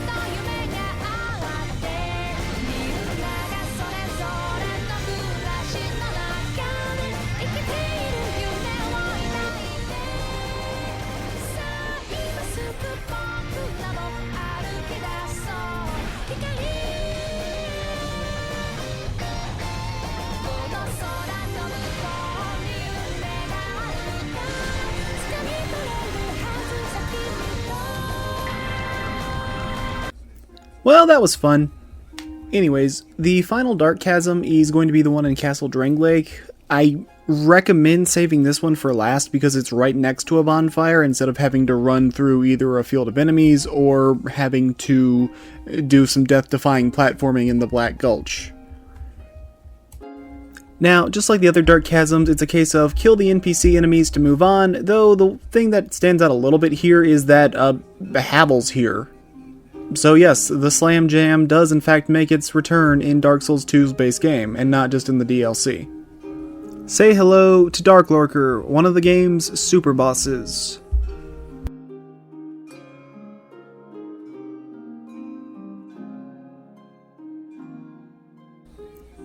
Well, that's unfortunate.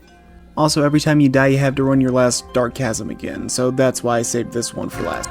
As mentioned, the Dark Lurker is the other super boss of Dark Souls 2 alongside the Ancient Dragon, but this one is actually pretty good in my opinion. And it's also kind of hard. You see, Dark Lurker primarily sticks to being a caster, either straight up whipping out spells or creating small portals to unleash fireballs or send a small explosion through them, and if you get too close, he can turn one of his arms into an ethereal blade, and that's his only real melee attack.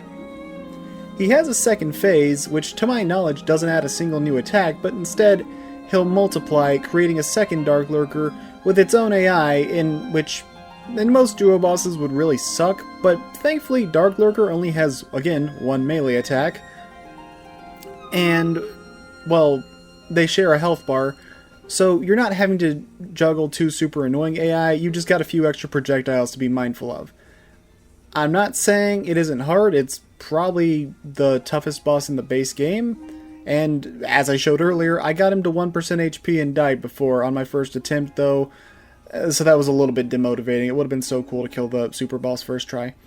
In my opinion, there's no crazy BS in this fight that will make you want to throw your controller or rage quit, plus it's completely optional and fairly hidden away. In fact, I wish it was behind a slightly less annoying questline because the Dark Chasms aren't too bad if you can do them in one go, but you know, if you die, then they suck, and if you save Black Gulch for last, may God have mercy on your soul, because Dark Lurker sure won't.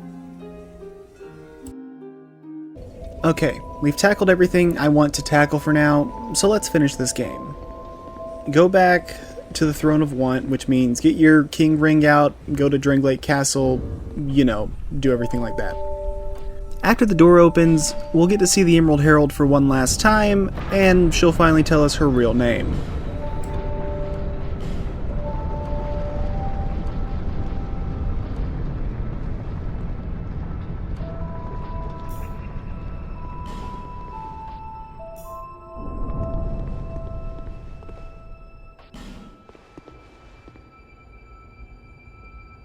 My journey is already complete. My name is Shanalot. The dragon gave me this name, for I was born with none. I was born of dragons, contrived by men, by ones who would cozen fate herself. They are the ones who created me. But they failed. I did not come out as intended. Fate would not be bested, and men were cursed once again. If you proceed, Nashandra will come after you, knowing that you will take the throne and link the fire. She covets the first flame and the great soul. Put Nashandra to rest. So, for the most part, I'm going to save my thoughts on this game for after once we get to the credits, but I just want to say, I enjoyed Dark Souls 2, and it was fun getting to play this game again. I think there's some good creativity in the levels, though maybe it doesn't always pan out quite as expected. It's, well, you'll see some stuff that it's like, I guess the best way you can describe a lot of Dark Souls 2 is great ideas, mixed bags for execution. One thing I'm kind of mixed on is this final, like, run up to the final boss, because it's just a straight line. As you can see, there's no enemies on the way there. And, I mean, it's not that long or that annoying, but it's just kind of a, like, why? Why not just put a bonfire right outside the boss fog at that point if there's no hazards? I don't know. I enjoyed the game, and I think I'll save the rest of my thoughts for after we kill the final bosses. So let's go put the Mad Queen down, why don't we? Oh, right, Nishandra's the villain, in case you weren't following.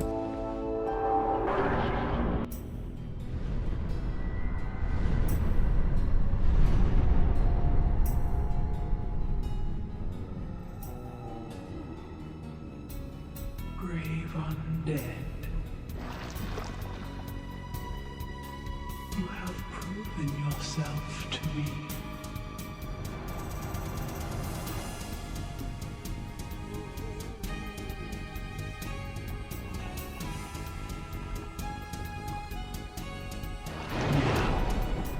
Be one with the dog.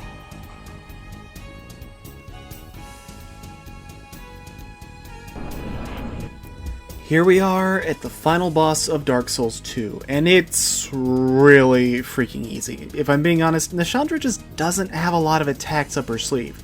She has a couple of swipes with her scythe, she has an overhead slam slash you could do that does a lot of damage, but that's it for her melee options. As for magic, she's also fairly limited in that, only really having a dark-powered laser beam that is easy to avoid, and yeah, if you're up next to her, it's never going to hit you, and the ability to spawn 4 orbs in the arena. These orbs are going to start inflicting curse on you if you're too close to them, but you can always whack them to get rid of their effects. And thankfully, they don't really do a ton of damage on their own. It's like chip damage, basically. Yeah, so, you know, be a little bit careful of positioning, or take some time to go and take them out, and just mind her laser beam. At half HP, she's going to charge up and unleash a very powerful AoE attack that does a ton of damage, and if it hits you, you can very realistically be one-shot. But here's the thing. She only does it once, never does it again, and you have enough time to run once you see her charging up.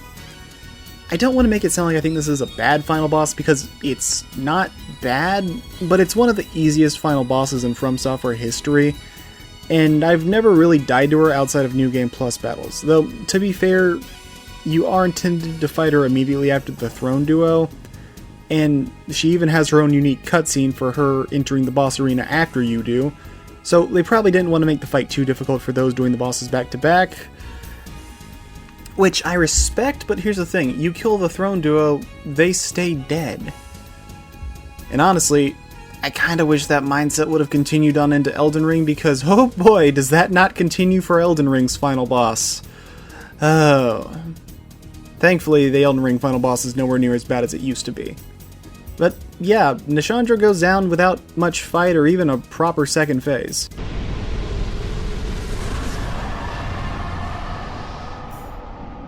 Many monarchs have come and gone.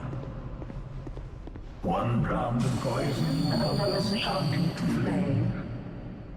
Still another slumbers in the realm of earth. Not one of them stood here as you do now. You, conqueror of adversities. Give us your answer.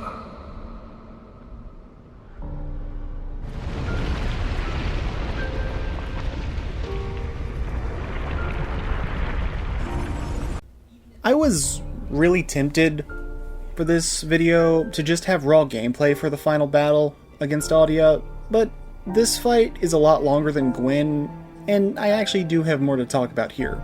So, I'm gonna be honest, I actually like this fight against Aldia. It's fun in my opinion. It's not amazing or even super complex. It's mostly a massive greed check, with most of his attacks being harmless if you're paying attention, but if you get careless, you're gonna get hit in the face with fire. His speech gives you time to change your equipment as well, though You might not get that on your first playthrough, but at the same time, you could probably guess, oh, he's talking, we're probably about to fight him. So, maybe swap to a flame quartz ring. Anyways, Aldia's design is weird, but I think it's cool. He's almost formless in appearance, though for better or worse, he just teleports around the arena instead of scurrying around. Honestly, probably for better, because that would look super goofy.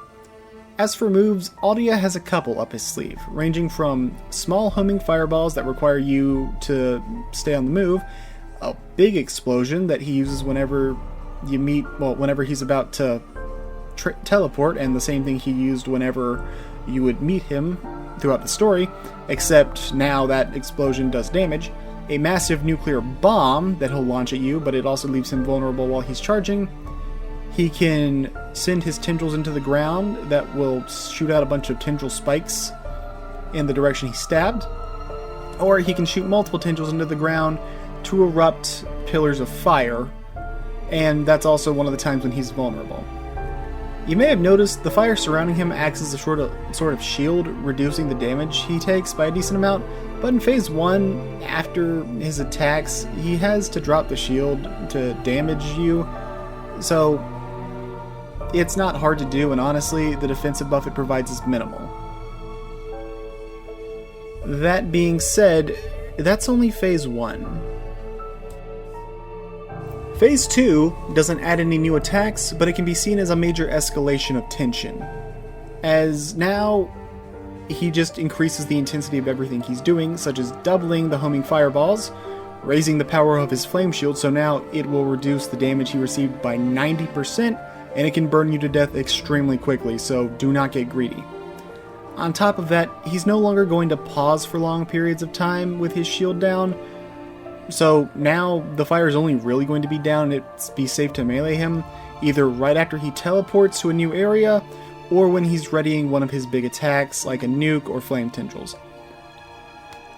While I consider it one of the weaker final bosses in the From Software catalog, it's not bad by any means, and I honestly prefer this over the Moon Presence, which may be a hot take, but that's just what I feel. As for the story, Aldia is really cool. He's the scholar of the First Sin. He knows of the First Flame, and the War of the Chaos Flame, the Rise of the Demons, and the actions of the Ivory King, as well as the other kings as well, but no one cares about them. He knows of Gwyn's actions to link the fire, and he despises him for it, as that's what slowly but surely has begun dragging this world into an endless cycle. While the Chaos Flame was able to be kept at bay by the Ivory King and Queen Alsana, the Abyss still made its way to Drangleic and did unfathomable damage. He wants this cycle to cease, so he's posing you a question. Would you like to become a king like Vendrick or the other three he speaks of, or would you choose something different? Ultimately, this choice is yours to make, but he's still hoping that you make what he considers anyways to be the right choice. This final battle isn't some intense duel to the death, it's him asking you a question, and you're providing your own answer. That being said, I do wish his HP was a little bit lower because, yeah, this fight can drag on for a bit if you're not careful. But it's okay. I still like this fight, and I still do enjoy it, plus the music that accompanies it is one of the best songs in the series, in my opinion anyways.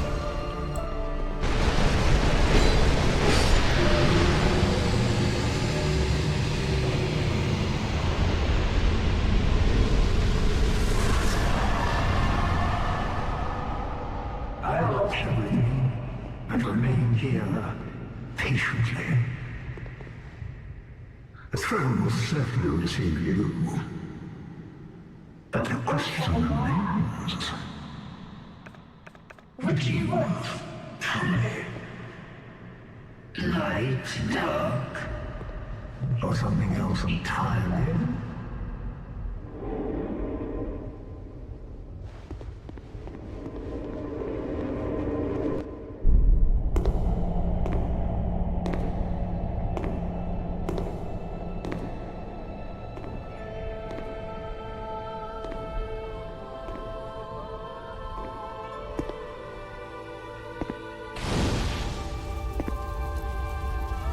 There is no path,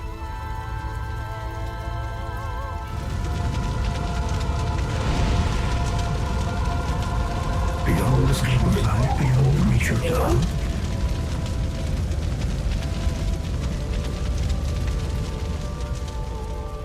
One could possibly await us.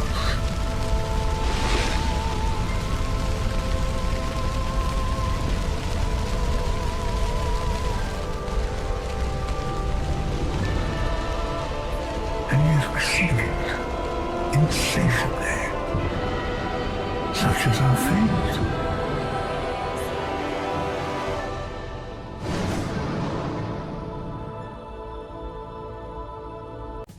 And that is it for Dark Souls 2.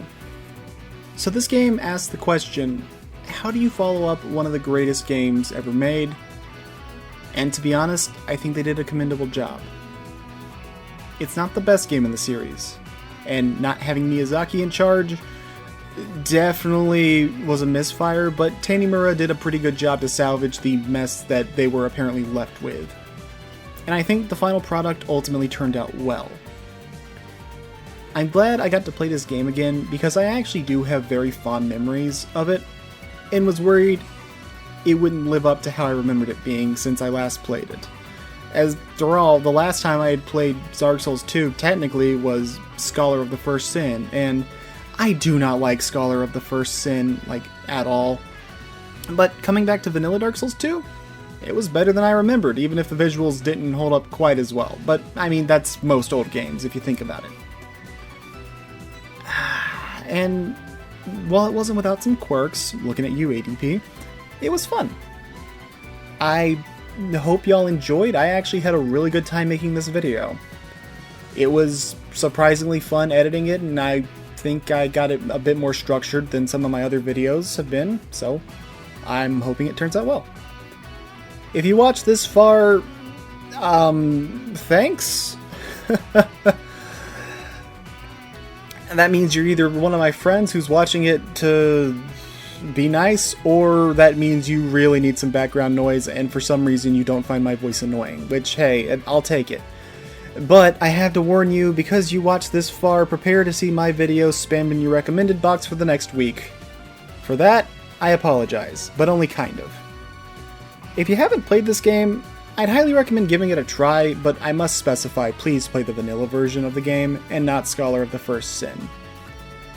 For some reason, you can actually get the vanilla Dark Souls 2 on Steam, and it's $40 just to buy the game. But you could also get Dark Souls 2 vanilla with DLC all added, also for $40. So I'm stuck wondering what was going on there. I don't fully get it, but okay, sure, whatever. Anyways, I'm out of stuff to talk about, so I thank you very much for watching, and I hope you take care. Have a good day.